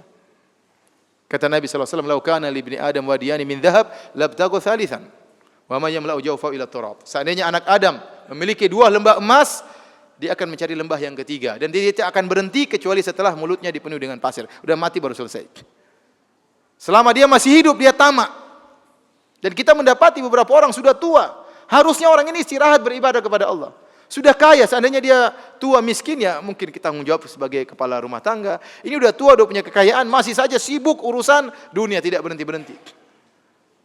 Menyedihkan. Kapan dia sisihkan waktu untuk beribadah kepada Allah Subhanahu wa taala? Tidak akan ada kepuasan, tamak terus. Kata Allah Subhanahu wa taala, alhaakumut takatsur. Kata Allah, alhaakumut takatsur hatta zurtumul maqabir. Kalian telah dibuat lalai oleh at-takatsur. Apa itu at-takatsur yang membuat manusia lalai? At-takatsur artinya berlomba-lomba untuk saling banyak-banyakan. Ini membuat kita lalai. Seorang sudah punya rumah, pingin punya rumah besar. Kalau memang dia pingin punya rumah lebih besar karena ada keperluan, anaknya tambah banyak, istrinya tambah banyak, ya nggak jadi masalah. Ini anaknya 2, istrinya cuma 1, terus mau rumah besar-besar, ngapain? Karena untuk membangun rumah ini benar-benar melalaikan. Antum kira bangun rumah nggak lalai? Melalaikan. Pertama cari tanah dulu, putar-putar sana sini, belum tentu dapat. Kemudian tawar-menawar tanah, kemudian macam timbun, kemudian bangun, ditongkrongi, ngurusi tukang dan macam-macamnya. Belum rubah-rubah ini, rubah anu, belum pilih ini, beli anu. Akan orang bangun rumah terkadang setahun 2 tahun. Kalau ternyata hanya sekedar untuk perbanyak-banyakan, tidak ada maslahat yang mengharuskan dia punya rumah besar, hanya habisin waktu. Ini benar, kapan baca Quran, kapan mau ikut pengajian, kapan mau macam-macam, susah. Jadi yang buat orang banyak lalai bukan masalah tidak cukup. Kalau orang tidak cukup kemudian karena miskin dia berusaha, kita bilang kita kasih uzur. Dia udah kerja ternyata gajinya tidak mencukupi untuk menafkahi anak istrinya. Dia kerja part time. Banyak orang seperti ini. Ini kita mungkin kasih uzur. Bagaimana lagi? Daripada dia ngemis, mending dia kerja lagi. Yang penting tidak meninggalkan sholat 5 waktu. Yang kita bicarakan bukan orang yang kekurangan, tapi sudah cukup, tapi nggak puas. Dan banyak yang model seperti ini. Udah punya mobil, udah cukupi, pingin yang lebih. Ini ganti dah, ini kepingin ini tahun sudah 5 tahun, ganti yang lebih baru lagi, ganti lebih baru lagi. Ngapain? Mobil sampai banyak, sampai 4, sampai 5 ya. Dipajang depan rumah, ya ngapain? Masya Allah, datang ke rumah dia ada mobil ini, mobil ini, mobil ini, mobil ini. Buat apa? Yang dia pakai cuma apa? 1. Enggak mungkin dia pakai langsung 4-4-nya kan. Ya akhi, ini semua dihisab nanti oleh Allah Subhanahu wa taala. Ini semua akan ditanya oleh Allah Subhanahu wa taala. Kalau Anda bisa jawab silakan, punya mobil 100 juga enggak jadi masalah. Ya Allah, saya punya mobil 100. Kenapa? Karena saya jadikan taksi semua. Ya enggak apa-apa. Banyak orang kerja, banyak orang mesti. Tapi kalau buat mejeng, buat gaya ngapain? Jadi yang membuat orang banyak binasa, terlalaikan bukan karena kekurangan tapi karena berlomba-lomba, tidak ada kepuasan. Kata Allah, hatta zurtumul maqabir, sampai kalian masuk kuburan baru selesai. Sudah tidak lagi lomba-lomba. Oleh karena dalam masalah dunia, jangan lihat ke atas. Kalau Anda lihat ke atas, Anda tidak akan pernah bahagia. Tidak pernah akan bahagia. Kapan Anda mencapai rasa qanaah, Anda akan bahagia. Oleh karenanya qanaah itu temannya syukur itu kebahagiaan temannya qanaah. Kapan Anda bersyukur, kapan Anda qanaah, Anda akan bersyukur. Kapan Anda bersyukur, Anda akan bahagia. Kapan Anda tidak qanaah, Anda tidak akan bersyukur. Kapan Anda tidak bersyukur, Anda tidak akan pernah bahagia. Saya sering sampaikan, bisa jadi seorang supir lebih bahagia daripada majikannya. Saya ketemu dengan seorang supir murah senyum, senyum-senyum, ya, ramah, tidak ada wajah sumpek, senang-senang saja. Oh ya Ustaz, ya Ustaz. Saya tanya, Pak, kok senyum-senyum terus? Ya kita akan bersyukur Ustaz. Kita terima apa adanya Ustaz. Kalau kita bersyukur enak hidup ini Ustaz. Ini nyeramahi Ustaz, kurang ajar kan. Majikannya belum tentu. Majikannya belum tentu. Mungkin naik mobil lebih mewah, mungkin banyak pikiran macam-macam, belum tentu. Ya. Makanya kebahagiaan itu bukan hanya dimiliki orang kaya. Yang penting Anda qanaah, Anda akan bersyukur. Kalau Anda bersyukur, Anda pasti bahagia. Anda pasti bahagia. Ya. Kata Imam Syafi'i rahimahullah, "Idza ma kunta dza qalbin qanu'in fa anta wa malikud dunya sawa'u." Kalau kau sudah memiliki hati yang qanaah, kau dan raja sebenarnya sama saja. Kapan seorang bersyukur? Coba kalau Anda punya istri suka bersyukur, senyum-senyum terus sama Anda. Tapi kalau enggak bersyukur, Mas ini enggak ada ini, marah terus. Akhirnya dia tidak bahagia, Anda juga tidak bahagia. Karena Anda terpengaruh dalam kehidupannya. Oleh karenanya para hadirin, hadirkan sifat qanaah, lihat ke bawah. Ya. Jangan pernah lihat ke atas. Kalau masalah akhirat baru lihat ke atas. Jangan pernah qanaah, ya. Saya ulangi, kalau masalah akhirat lihat ke atas. Karena Allah suruh berlomba-lomba, fastabiqul khairat, berlomba-lomba dalam kebaikan. Wa fi dzalika falyatanafasul mutanafisun, urusan surga maka bersainglah kata Allah Subhanahu wa taala. Wasari'u, cepatlah. Urusan masalah akhirat berlomba-lomba. Jangan qanaah. Ya. Antum kok cuma sholat di rumah, tidak sholat di masjid. Oh alhamdulillah, masih banyak orang tidak sholat. Saya sholat di rumah, alhamdulillah. Qanaah. Antum kok cuma sholat seminggu sekali. Oh alhamdulillah, masih banyak orang sholat setahun sekali. Masih mending saya, ya mending, nerakanya masih lebih mending daripada nerakanya dia, bilang. Jadi ya, kalau urusan akhirat suruh lihat ke atas. Ihdinas siratal mustaqim, siratal ladzina an'amta 'alaihim. Ya Allah, tunjukkan aku jalan yang lurus. Jalannya orang orang-orang yang kau beri nikmat kepada mereka, jalannya para nabi, wan nabiyyin, syuhada, was-siddiqin, jalannya para nabi. Kita disuruh lihat ke atas masalah akhirat. Jadi jangan terbalik, sebagian orang masalah akhirat qanaah, masalah dunia tidak puas. Seharusnya masalah dunia qanaah, masalah akhirat jangan pernah apa? Jangan puas. Tapi ini di antara cara untuk bersyukur. Ya ikhwan, ya. Kalau Anda qanaah, Anda bahagia, benar. Sebenarnya kalau Anda pikir ya, apa bedanya Anda sama orang kaya? Anda lihat orang rumahnya gede, rumahnya mungkin harganya 50 miliar, ya.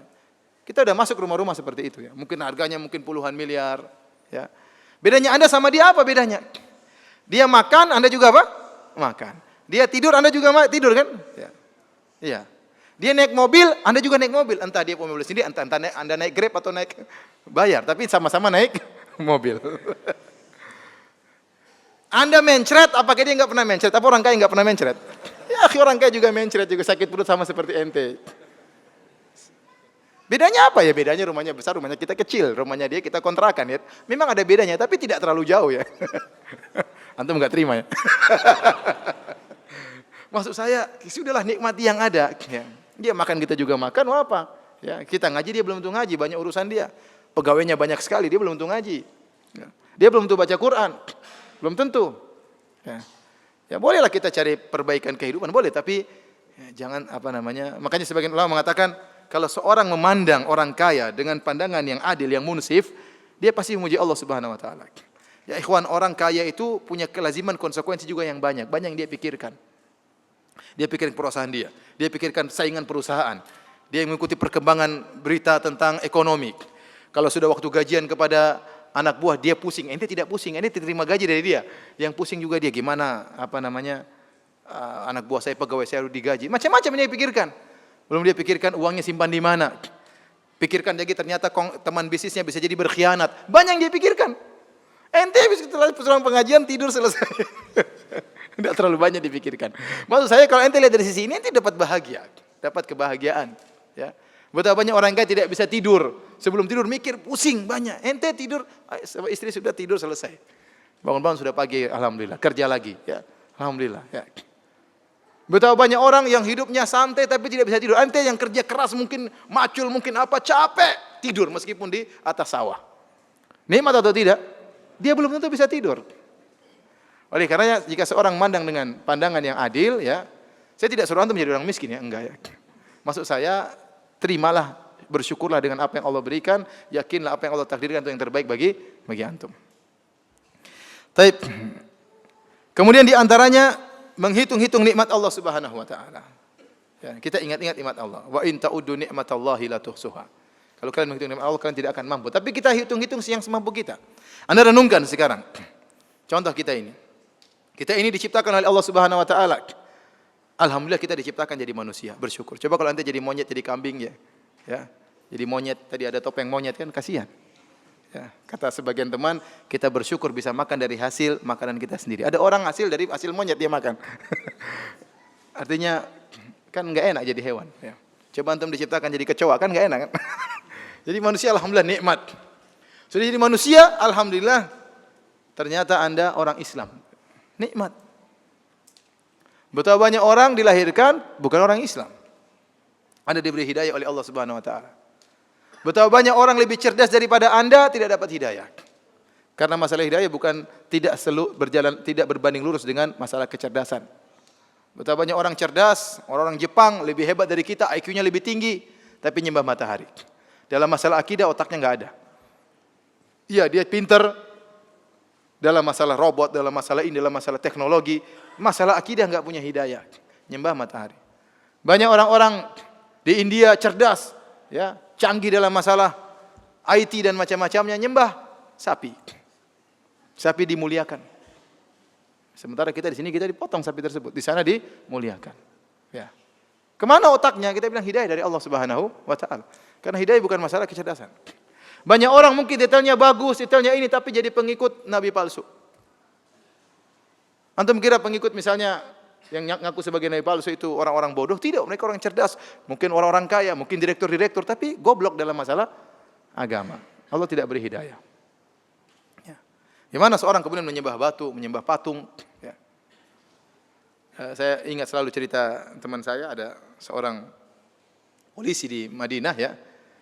Suatu saat dia pergi ke Sri Lanka. Pergi ke Sri Lanka dengan dia suka berdakwah ya. Dia suka berdakwah dan dia polisi. Dia dulunya adalah kepala polisi di Masjid Nabawi. Dia pergi ke Sri Lanka, kemudian dia sengaja ingin pergi ke tempat peribadatan. Ada orang nyembah-nyembah patung di sana. Kemudian dia pergi bawa penerjemah karena dia nggak bisa bahasa Sri Lanka. Dia pakai baju Arab, pakai jubah, pakai sorban, pakai sepatu, masuklah pakai sendal, masuklah ke kuil tersebut. Begitu dia masuk disuruh lepas sendal, dia lepas. Ini juga lepas. Kata ini juga baju lepas. Enggak, silakan. Biasa dia pangkatnya tinggi suka perintah orang ya. Maka dia berjalan. Saya berjalan sampai masuk ke dalam kuil tersebut, ada patung gede diibadahi, ada pendeta di situ menjaga patung tersebut. Maka kemudian dia cerita sama saya bikin masalah Firanda. Saya bilang gini, "Assalamualaikum," sama patung tadi. Pendetanya kaget, orang-orang juga kaget. Karena dia teriak keras, saya sengaja keras kata dia. "Assalamualaikum." Teman yang terjemahnya takut. Ada apa kata dia. Ulang lagi, "Assalamualaikum," 2 kali. Orang ramai semua perhatikan. Sampai 3 kali, "Assalamualaikum," dengan suara yang keras. Pendeta dia bilang, "Ada apa ini?" Suruh terjemahin, bilang, "Saya ini beri salam sama Tuhannya, kenapa nggak dijawab?" Orangnya takut. Aduh gimana ini? Terjemah katanya. Saya nggak berani. Kalau kau tidak terjemah, saya bikin lebih parah daripada ini katanya. Akhirnya dia terjemah. Terjemah, dia bilang, "Ini tadi beri salam, katanya kenapa Tuhannya tidak jawab?" Kata pendeta tadi, dia punya ruh tapi kita tidak tahu. Terjemahin sama dia. Kalau ruh itu seperti saya, mata bisa buka-buka, bisa ngomong. Gitu. Ini patung, dan dia sudah sengaja bawa batu di sini. Itu patung sama dengan batu ini. Kata. Nih. Subhanallah, di depan pendeta dia ambil batu-batu. Itu patungmu itu nggak dengar, nggak ngelihat, sama seperti batu ini. Kata. Dibuang. Waduh. Terjemah kata.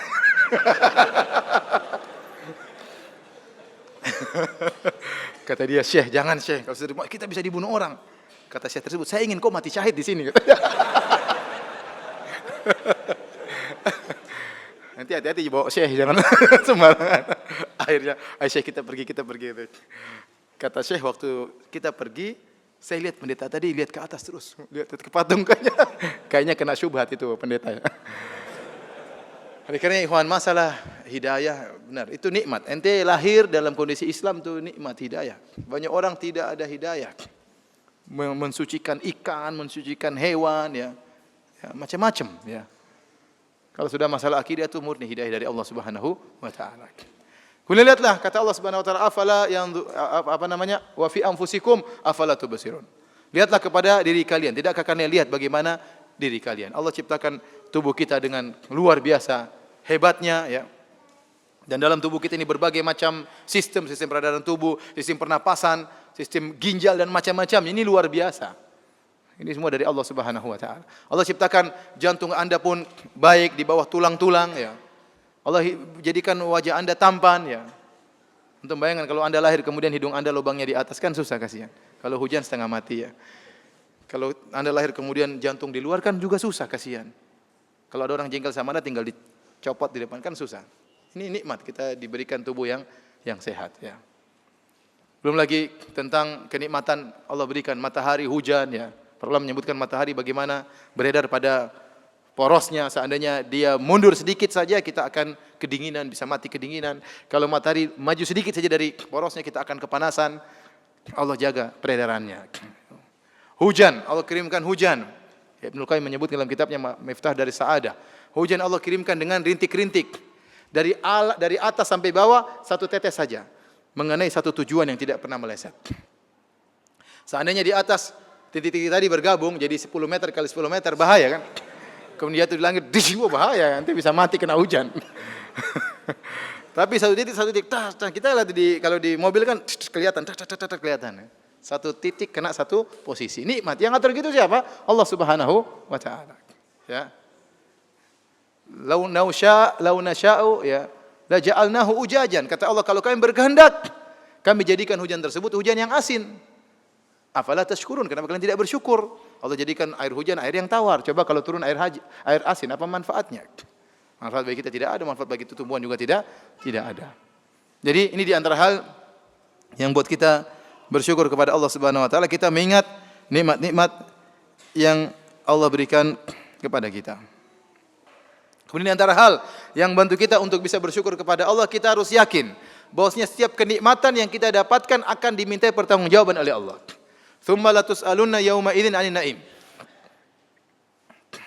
Kemudian kalian akan benar-benar ditanya oleh Allah tentang nikmat yang kalian rasakan. Semua nikmat akan dimintai pertanggungjawaban. Ya. Inna sam'a wal basara wal fuada kullu ulaika kana anhu mas'ula. Sungguhnya pendengaran, penglihatan dan hati akan ditanya oleh Allah Subhanahu wa taala. Penglihatan ini nikmat. Pendengaran itu apa? Nikmat. Maka akan ditanya nikmat pendengaran, nikmat penglihatan ini akan ditanya. Apalagi nikmat yang di luar daripada itu. Dalam tubuh kita yang nikmat ini akan ditanya, kesehatan akan ditanya, umur kita akan ditanya, harta akan ditanya. Nah, kalau kita tahu setiap nikmat yang kita miliki akan dimintai pertanggungjawaban, kita akan lebih mudah bersyukur. Kalau kita punya harta banyak, kita akan keluarkan zakat, kita akan sedekahkan. Kita tahu ini akan ditanya oleh Allah Subhanahu wa taala. Kalau kita punya mobil banyak, kalau orang pinjam dengan mudah silakan, karena mengurangi pertanyaan. Kalau mobil enggak pernah dipakai, pertanyaan panjang, kenapa diparkir terus? Kan repot jawabannya. Buat apa diparkir terus kalau dibeli enggak dipakai? Tapi kalau pinjamin orang enggak apa-apa. Ada manfaatnya. Ya. Ada orang telepon saya, Ustaz, teman baik, ya, juga rajin bersedekah. Ustaz, saya punya mobil baru, Ustaz. Mobil Lexus kalau enggak salah. Ustaz mau pakai silakan Ustaz. Untuk orang-orang yang pertanyaan, saya enggak mau pakai. Ngapain naik Lexus? Kalau nabrak saya yang ditanya nanti. Saya juga, artinya ya dia boleh saja kalau duit banyak, boleh saja punya mobil yang bagus, dia nyaman. Ya. Tapi dia juga berpikir bahwasanya saya akan ditanya oleh Allah. Apakah mobil ini perlu dipakai? Haruskah mahal sekian ini? Seorang kalau bisa jawab pertanyaan silakan. Beli apa saja silakan, yang penting bisa jawab pertanyaan. Kalau enggak bisa jawab pertanyaan jangan coba-coba. Anda gonta-ganti HP enggak jadi masalah. Saya termasuk orang yang suka update HP. Tapi saya siap menjawab pertanyaan dari Allah Subhanahu wa taala ya. Karena ada keperluan dengan HP tersebut ya. Anda yang sering update mobil silakan, kalau sering ganti mobil kalau bisa jawab pertanyaan silakan. Kalau enggak bisa jangan coba-coba. Pingin punya tas, ibu-ibu ingin punya tas 20, silakan. Yang penting bisa jawab pertanyaan nanti kalau Allah tanya. Kenapa tasnya 20? Kalau bisa jawab silakan. Kalau enggak bisa jangan coba-coba. Jangan coba-coba. Saya pernah ditanya oleh seorang ibu-ibu pengajian. Ustaz, saya seorang wanita yang sudah bersedekah, saya sudah begini, Ustaz, saya sudah bayar zakat. Ya, bolehkah saya beli tas harganya 600 juta? Saya bilang, buat apa 600 juta tas? Ya, buat apa? Tas 600 juta buat apa? Kalau Allah tanya gimana jawabnya? Itu tas hebat kah? Bisa simpan mobil, bisa simpan rumah. 600 juta ngapain? Cuma tas kecil begini buat apa? Buat apa? Ya.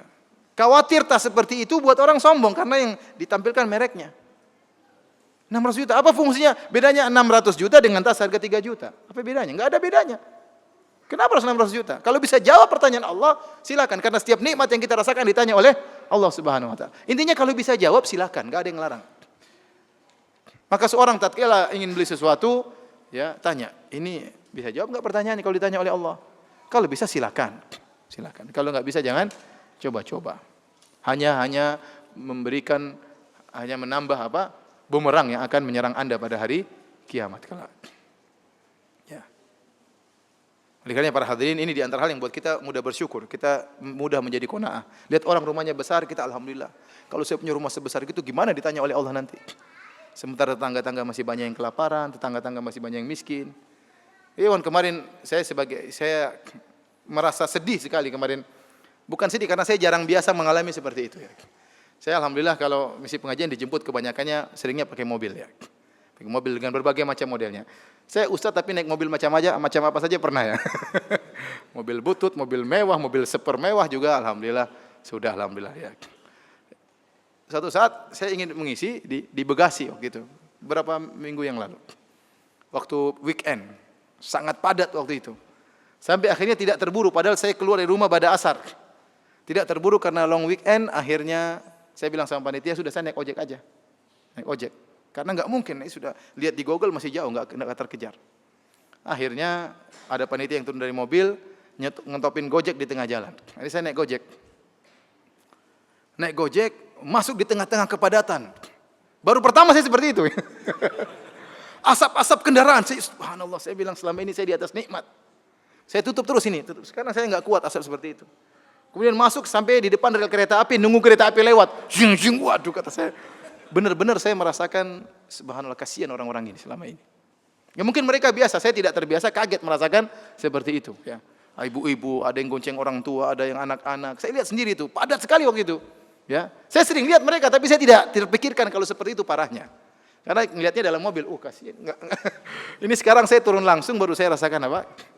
Ya Allah, gitu. Ya, meskipun saya naik mobil orang, bukan mobil sendiri, nikmatnya luar biasa. Jadi kalau kita lihat seperti ini dan kita lihat ke bawah, ya, kita juga tahu bahwasanya setiap nikmat akan ditanya oleh Allah Subhanahu wa taala, memudahkan kita untuk bersyukur. Ya. Antum bayangkan saya bisa bayangkan orang punya rumah 8. Itu gimana nanti di akhirat? Ya. Orang punya rumah 8, kemudian punya mobil 10. Gimana ditanya di akhirat? Ya kalau semuanya diperlukan enggak apa-apa, yang penting dia bisa jawab. Tapi kalau cuma dipajang aja, kapan dia sedekah buat masjid, kapan dia bangun pondok, ini harta semua akan ditanya. Pertanyaan bakalan apa? Bakalan panjang. Taib. Di antara hal yang bantu kita untuk bersyukur kepada Allah Subhanahu wa taala, berdoa kepada Allah agar kita menjadi hamba yang pandai bersyukur. Di antaranya adalah doa tatkala dubur salat, sebagaimana di akhir salat, sebagaimana kata Nabi sallallahu alaihi wasallam kepada Muadz, "Ya Muadz, inni uhibbuk." Ya Muadz, sungguhnya aku cinta kepadamu, kata Nabi sallallahu alaihi wasallam. "Fala tada'anna fi kulli duburi salat an taqul." Jangan sekali-sekali kau tinggalkan setiap di akhir salat engkau berdoa, "Allahumma a'inni ala dzikrika wa syukrika wa husni ibadatik." Ya Allah, bantulah aku ala dzikrika, untuk bisa mengingat engkau. Perlu ilham dari Allah. Wa syukrik, untuk bisa bersyukur kepadamu. Wa husni ibadatik, dan agar bisa beribadah dengan baik kepadamu. Bukan ibadah asal-asalan. Bukan salat asal-asalan, pingin salat yang benar. Ngaji bukan ngaji asal-asalan, ngaji yang benar. Ya. Kita ingin ibadah yang benar. Haji bukan haji asal-asalan. Umrah bukan karena rame-ramean orang umrah ikut-ikutan umrah, enggak. Ingin ibadah yang baik. Ingin pandai bersyukur, minta kepada Allah Subhanahu wa taala. Dan renungi doa tersebut. Allahumma inni ala dzikrika. Ya Allah, tolonglah aku. Kalau kau tidak tolong saya tidak bisa, ya Allah. Ala dzikrika, untuk mengingatmu, sehingga lisan kita senantiasa ingat kepada Allah. Kemana-mana kita mudah berzikir. Wa ala syukrika, untuk bersyukur kepadamu. Oleh karenanya para anbiya, para nabi dahulu mereka minta kepada Allah, ya, agar bisa bersyukur kepada Allah. Nabi Sulaiman alaihissalam tatkala mendengar semut berbicara, fatabassama dhahikan min qawliha. Maka Nabi Sulaiman pun tertawa melihat tatkala mendengar semut berbicara. Karena semut tersebut mengenal Nabi Sulaiman, ya. Sebagaimana pernah saya jelaskan dalam kisah Nabi Sulaiman, ya. Ya. Kata semut tersebut, udkhulu masakinakum la yahtimannakum Sulaiman wa junuduhu wa hum la yash'urun. Kata semut tersebut, ya ayuhan namlu, wahai pasukan semut, wahai yang merasa semut, ya. Ya ayuhan namlu, ini sebenarnya saya jelaskan karena semut tersebut menggunakan an-naml, kata jama' ada alif lamnya, dan dalam bahasa Arab memberikan faedah keumuman. Antum kan enggak tahu kan? Ini kaidah usul fikih. Dia mengatakan, ya ayuhan namlu, wahai seluruh semut, wahai yang merasa semut. Udkhulu masakinakum, masuklah ke rumah-rumah kalian tanpa terkecuali. Kenapa? La yahtamannakum Sulaiman wa junuduhu wa hum la yash'urun. Jangan sampai kalian keinjak oleh Sulaiman dan pasukannya. Subhanallah, semut ngomong begitu, Nabi Sulaiman apa? Dengar dan dia tertawa. Kenapa? Ini karunia luar biasa. Semut jaraknya jauh, paling tidak mungkin 2 meter, 3 meter di bawah Nabi Sulaiman. Dan dia ngomong, didengar oleh Nabi Sulaiman, Allah bikin dengar. Kemudian dia ngomong, semut aja jalan di sini kita enggak dengar. Jalan telinga kita, ngejek kita, ini telinganya bau enggak dengar. Ini semut di ujung, dengar Nabi Sulaiman. Kemudian semut ini kenal Sulaiman, yang lebih menakjubkan. Dia bilang, la yahtimannakum Sulaiman wa junuduhu. Jangan sampai kalian kelindes Sulaiman dan pasukannya. Wah, kenal sama saya. Nabi Sulaiman tertawa. Dhahikan min qauliha. Dia tertawa dengan perkataan semut tersebut. Kemudian dia berdoa, Rabbi auzi'ni an ashkura ni'mataka allati an'amta alayya wa ala walidayya wa na'mala salihan tardah. Maka dia berdoa, ya Allah ilhamkanlah kepadaku agar aku bisa bersyukur kepadamu. Dan agar aku bisa beramal soleh. Bayangkan Nabi Sulaiman minta agar Allah mengilhamkan rasa syukur kepada beliau. Apalagi kita. Kalau para nabi saja berdoa agar bisa bersyukur kepada Allah, apalagi kita. Maka jangan lupa untuk berdoa kepada Allah agar bisa diberi sifat pandai bersyukur kepada Allah Subhanahu wa taala. Taib hadirin dan hadirat yang Allah Subhanahu wa taala, terakhir kita bahas tentang hal-hal yang bertentangan dengan syukur, hal-hal yang menunjukkan kita tidak bersyukur.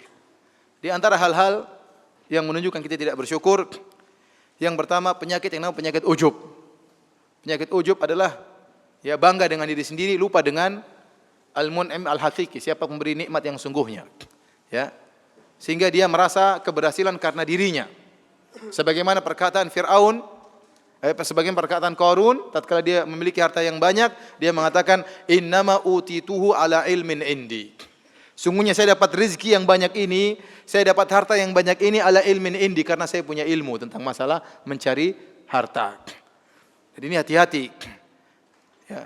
Makanya orang sebagian ulama mengatakan orang ujub itu orang yang berbuat syirik kepada Allah karena dia merasa dia ikut serta bersama Allah dalam keberhasilannya. Padahal keberhasilan dia semurni dari siapa? Dari Allah. Ya, betapa banyak orang yang berusaha tidak berhasil.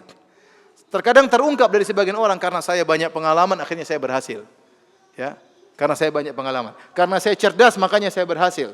Kita bilang tidak demikian. Kecerdasan tidak berbanding lurus dengan kekayaan. Betapa banyak orang yang cerdas, betapa banyak orang sampai kepalanya botak karena saking cerdasnya. Profesor-profesor duit enggak punya. Neliti sana neliti sini, tanya tentang macam-macam masalah kimia, masalah matematika canggih, ya, tapi duit enggak ada. Maka kecerdasan tidak berbanding dengan apa? Kekayaan. Ada orang tidak kaya, tidak cerdas, biasa-biasa saja, jualan bebek goreng kaya raya. Tidak perlu ilmu yang canggih-canggih, ya. Mungkin SD juga tidak lulus, ya, tapi luar biasa Allah beli kekayaan. Betapa banyak orang menang teori, dan ini saya pernah diceritakan sama seorang teman pengusaha restoran. Dia bilang, Ustaz, ada orang mengolah perusahaan restoran orang lain berhasil. Dia ngolah restoran orang lain berhasil. Kemudian dia ingin buka perusahaan sendiri. Maka dia teliti dengan berbagai macam keahliannya, posisi tempat yang bagus, kebersihannya harus seperti ini, syarat-syarat seperti ini, dia buka rugi. Kenapa? Rezeki dari Allah. Ternyata belum tentu restoran sangat canggih, sangat bersih orang mau datang, belum tentu. Terkadang restoran agak kotor-kotor dikit orang mau datang. Begitu sudah semakin canggih, aduh kayaknya mahal, orang mundur dari jauh. Ya. Ada restoran di pinggir jalan, pindah tempat saja kadang nggak laku. Ya, karena memang rezeki dari Allah, maka jangan seorang merasa berhasil karena kecerdasannya, karena keahlian dia, karena banyak pengalaman. Ya akhi, banyak orang pengalamannya banyak, tetap aja miskin. Kenapa pengalamannya jadi pegawai terus, nggak pernah jadi pengalaman jadi bos? Ya, miskin terus. Jadi rezeki dari Allah. Jangan kita bilang seperti kata Qarun, innama utitu ala ilmin indi. Saya jadi kaya karena saya punya ilmu, nggak boleh. Antum berhasil jadi apapun, ingat semuanya dari Allah. Ya, semuanya dari Allah Subhanahu wa taala. Makanya ujub itu sebagian mengatakan syirik. Kenapa? Karena dia merasa ikut serta bersama Allah dalam keberhasilannya. Padahal keberhasilan tersebut murni dari Allah Subhanahu wa taala. Kemudian juga di antara bentuk tidak bersyukur kepada Allah, menisbahkan kenikmatan kepada sebab, bukan kepada Allah Subhanahu wa taala. Seperti firman Allah, ya'rifuna nikmatallahi tsumma yunkirunaha. Kata Allah, mereka mengetahui nikmat Allah kemudian mereka mengingkarinya. Kalau antum baca tafsir ayat ini, tafsir sebagian sahabat, itu seorang yang mengatakan misalnya, ya, gara-gara nahkodah yang pintar membawa kapal laut akhirnya kita selamat. Ya, justru di saat-saat genting seperti ini kita harus tahu hanya Allah yang menyelamatkan. Terkadang dalam kondisi genting ini justru kita lupa kepada Allah. Seperti orang-orang yang berlabuh di lautan, tahu-tahu ombak besar, ternyata nahkodanya canggih, muter sana muter sini akhirnya selamat. Dia bilang gara-gara nahkoda itu yang pintar maka kita selamat. Padahal yang menyelamatkan siapa? Allah. Nahkoda tersebut juga Allah yang bikin dia pintar, angin pun dari Allah Subhanahu wa taala, semuanya dari Allah Subhanahu wa taala. Seperti perkataan orang gara-gara anjing ada di rumah akhirnya pencuri tidak jadi masuk. Ini juga sama. Ini namanya bentuk tidak bersyukur kepada Allah. Justru di saat-saat genting seperti itu kita dituntut semakin bersyukur kepada Allah Subhanahu wa taala, bukan malah melupakan. Ya, gara-gara polisi akhirnya saya selamat. Tidak ada, semuanya dari Allah Subhanahu wa taala. Kita bilang karena Allah Subhanahu wa taala. Kemudian dengan izin Allah, dengan sebab orang ini maka saya pun selamat. Caranya begitu. Karena Allah Subhanahu wa taala, dengan izin Allah, Allah mengirimkan orang ini, nahkoda ini, maka kita pun selamat. Itu cara yang benar tatkala bersyukur kepada Allah. Oh, gara-gara itu dokternya canggih waktu ngoperasi istri saya selamat. Enggak ya, akhi. Ya, kasih selamat Allah Subhanahu wa taala. Kemudian di antara hal yang menunjukkan tidak bersyukur adalah tamak. Tamak ini bertentangan dengan syukur. Kalau orang syukur tidak tamak.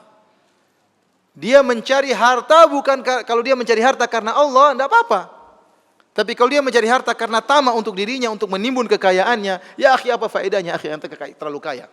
Kalau anda tidak salurkan kepada jalan-jalan sosial, percuma. Itu harta yang anda kumpulkan semakin menjadi bumerang menyerang anda pada hari kiamat kelak. Semakin banyak rumah anda, semakin banyak mobil anda, semakin banyak duit anda, semuanya akan menyerang anda pada hari kiamat, tidak menolong anda.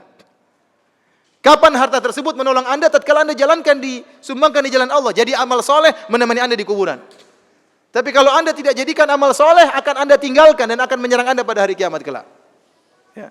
Maka kalau tamak mengumpulkan harta sebanyak-banyaknya, itu hanya membuat seorang sengsara pada hari kiamat kelak. Tapi kalau anda sedekahkan, apa kata Nabi sallallahu alaihi wasallam? Sedekah, ya Pak? Seorang mukmin tahta dhilli sadaqatihi yaumal qiyamah. Dia akan dinaungi oleh sedekahnya pada hari kiamat kelak. Tatkala matahari jaraknya satu mil. Semakin banyak sedekahnya, semakin banyak naungannya. Nah, ini berarti benar.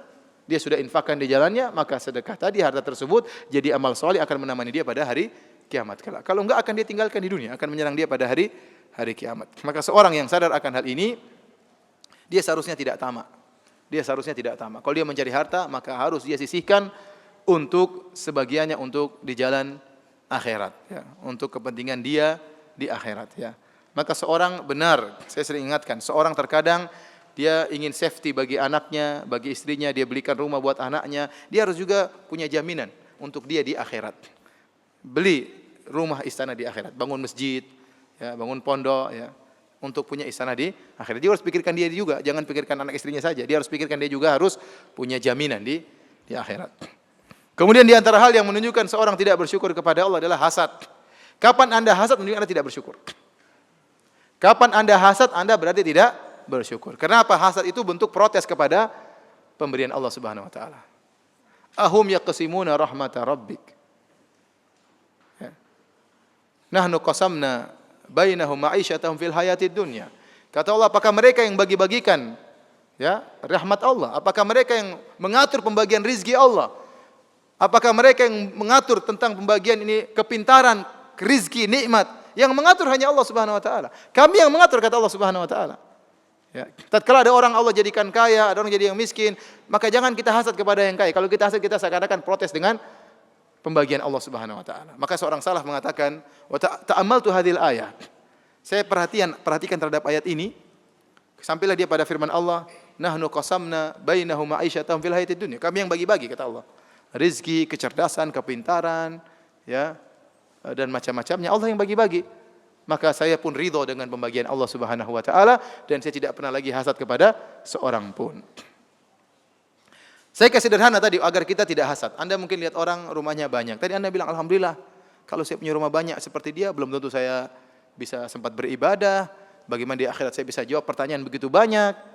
Kadang betapa banyak harta buat orang lalai, ya. Contoh sederhana, ada ustadz misalnya, ada ustadz kalau yang ngisi pengajian yang hadir tidak banyak.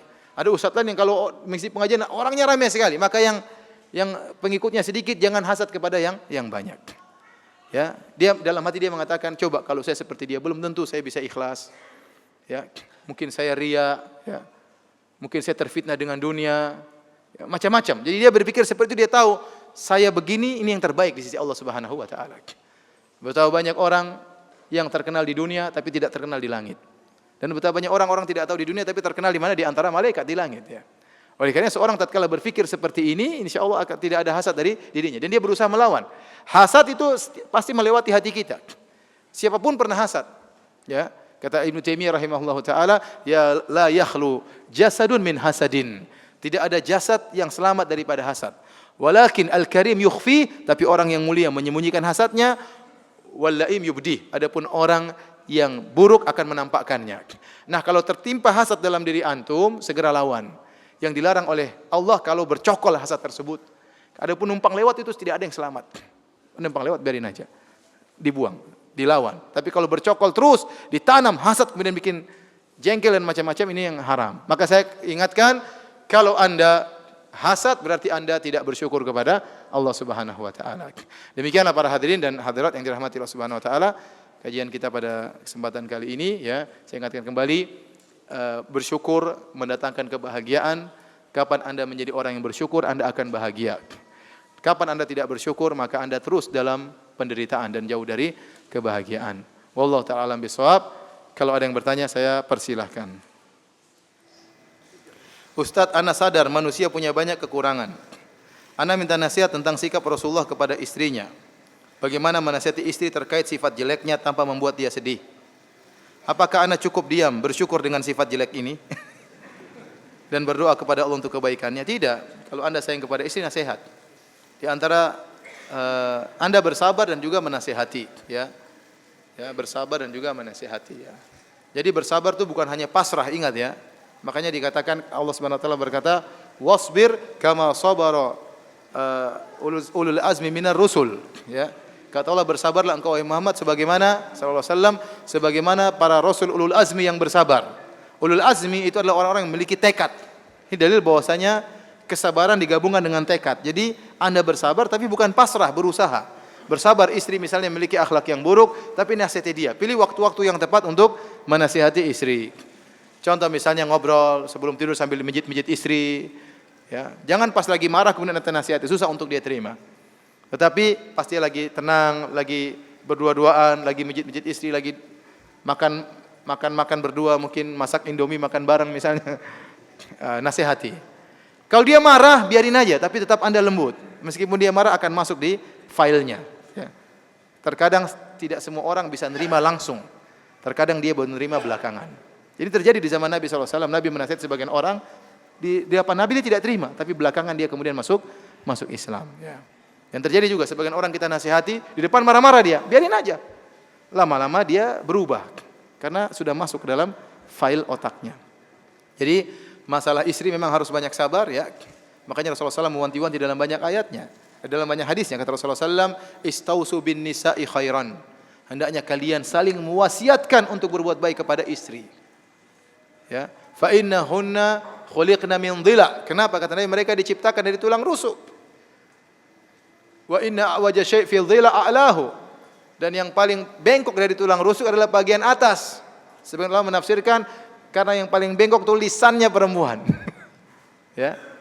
Kalau ngomong terkadang menyakiti suaminya, terkadang tidak dipikirkan terlebih dahulu, perasaannya lebih didahulukan dan macam-macamnya. Ya. Jadi suami harus bersabar. Bersabar ya. Anda jalankan hadis-hadis Nabi sallallahu alaihi wasallam. Ya. Kalau mau nasihati dengan cara yang baik, jangan dengan suara yang keras, ya, dengan dari hati ke hati, dengan senyum, dengan senyuman ya. Apakah orang yang menisbatkan nikmat bukan dari Allah berbuat syirik? Iya, syirik kecil. Kalau bukan karena dokter saya mungkin sudah meninggal, kalau bukan karena polisi mungkin saya sudah dirampok, ini syirik kecil, syirkul alfaz. Tentu dia tidak meyakini tersebut, dia yakini yang menolong adalah siapa? Allah.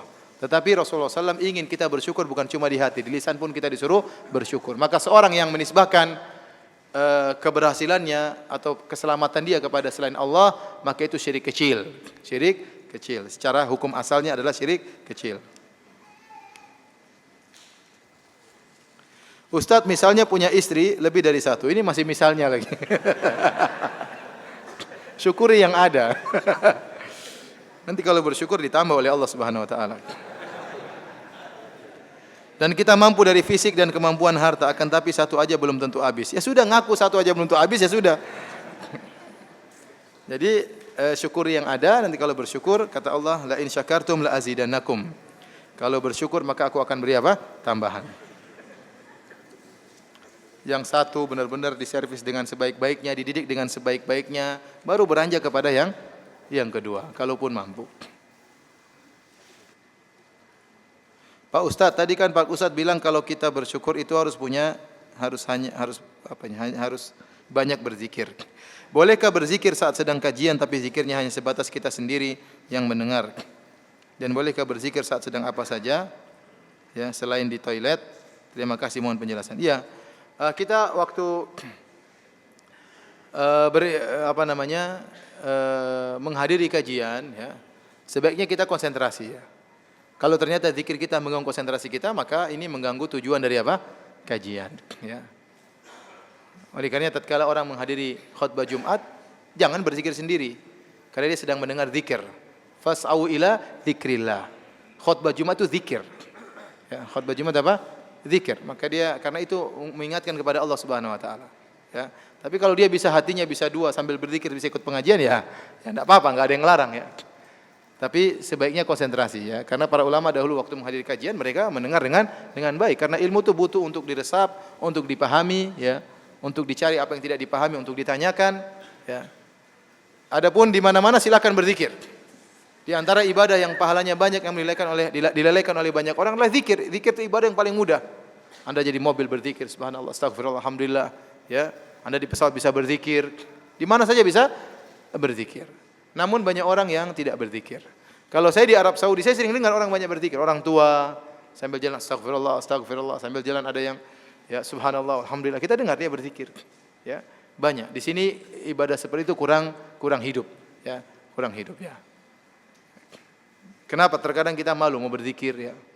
Ya, kita saja kalau saya nemani syekh misalnya dalam mobil, berzikir syekhnya. Subhanallah, alhamdulillah, kita dengar berzikir. Kita kalau dalam mobil mau berzikir enggak enak, ngobrol aja teman, ngobrol, zikir pagi lewat, zikir petang lewat, ya, ngobrol terus. Ya. Mau kita berzikir diajak ngobrol terus sama teman, ya. Mau kita berzikir sendiri enggak, tapi kalau masing-masing berzikir ya alhamdulillah. Kita berzikir, teman yang lain ngerti, ikut juga berzikir. Maka jangan pekeuh untuk berzikir. Nanti insya Allah dia tahu, ya. Ya. Kadang-kadang saya bawa salat, assalamualaikum, subhanallah, Ustaz saya subhanallah, Ustaz saya mau tanya. Iya, apa pertanyaanmu? Enggak enak terkadang saya bilang, maaf saya masih zikir, jangan diganggu. Tapi terkadang kasihan mungkin dia punya keperluan apa-apa, ya. Ya udah saya stop zikir saya, kemudian saya jawab pertanyaannya. Ustaz, pada saat tidur ruh itu di mana? Para ulama menjelaskan bahwasanya ruh masih dalam jasad, tetapi ruh itu entah kemana-mana. Tapi dia masih punya hubungan dengan apa? Jasad. Karena kalau ruh tersebut lepas dari jasad, kata para ulama itu meninggal dunia. Ya. Tapi hakikat ruh waktu sedang berjalan tatkala sedang tidur kemana-mana kita tidak tahu. Ya. Tapi para ulama menjelaskan ruh itu di jasad, tapi dia bisa menerawang kemana-mana, tetapi tetap masih ada di jasad. Bagaimananya wallahu alam bisawab. Demikian saja para hadirin dan hadirat, mohon maaf ya banyak pertanyaan yang belum bisa saya jawab karena keterbatasan ilmu, ya bisa ditanyakan kepada ustadz yang lain. Kalau ada pertanyaan-pertanyaan urgen, kalau bisa langsung bertanya kepada ustadznya karena sebagian pertanyaan butuh perincian, butuh penjelasan lebih jauh, ya tidak mungkin dijawab di forum seperti ini ya. Demikian kajian kita pada kesempatan siang hari ini, semoga Allah menjadikan kita hamba-hambanya yang banyak bersyukur kepada Allah Subhanahu wa taala dan senantiasa mengingatnya dan bisa baik beribadah kepada Allah Subhanahu wa taala. Subhanakallah bihamdik asyhadu an la ilaha illa anta astaghfiruka wa atubu ilaik. Assalamualaikum warahmatullahi wabarakatuh.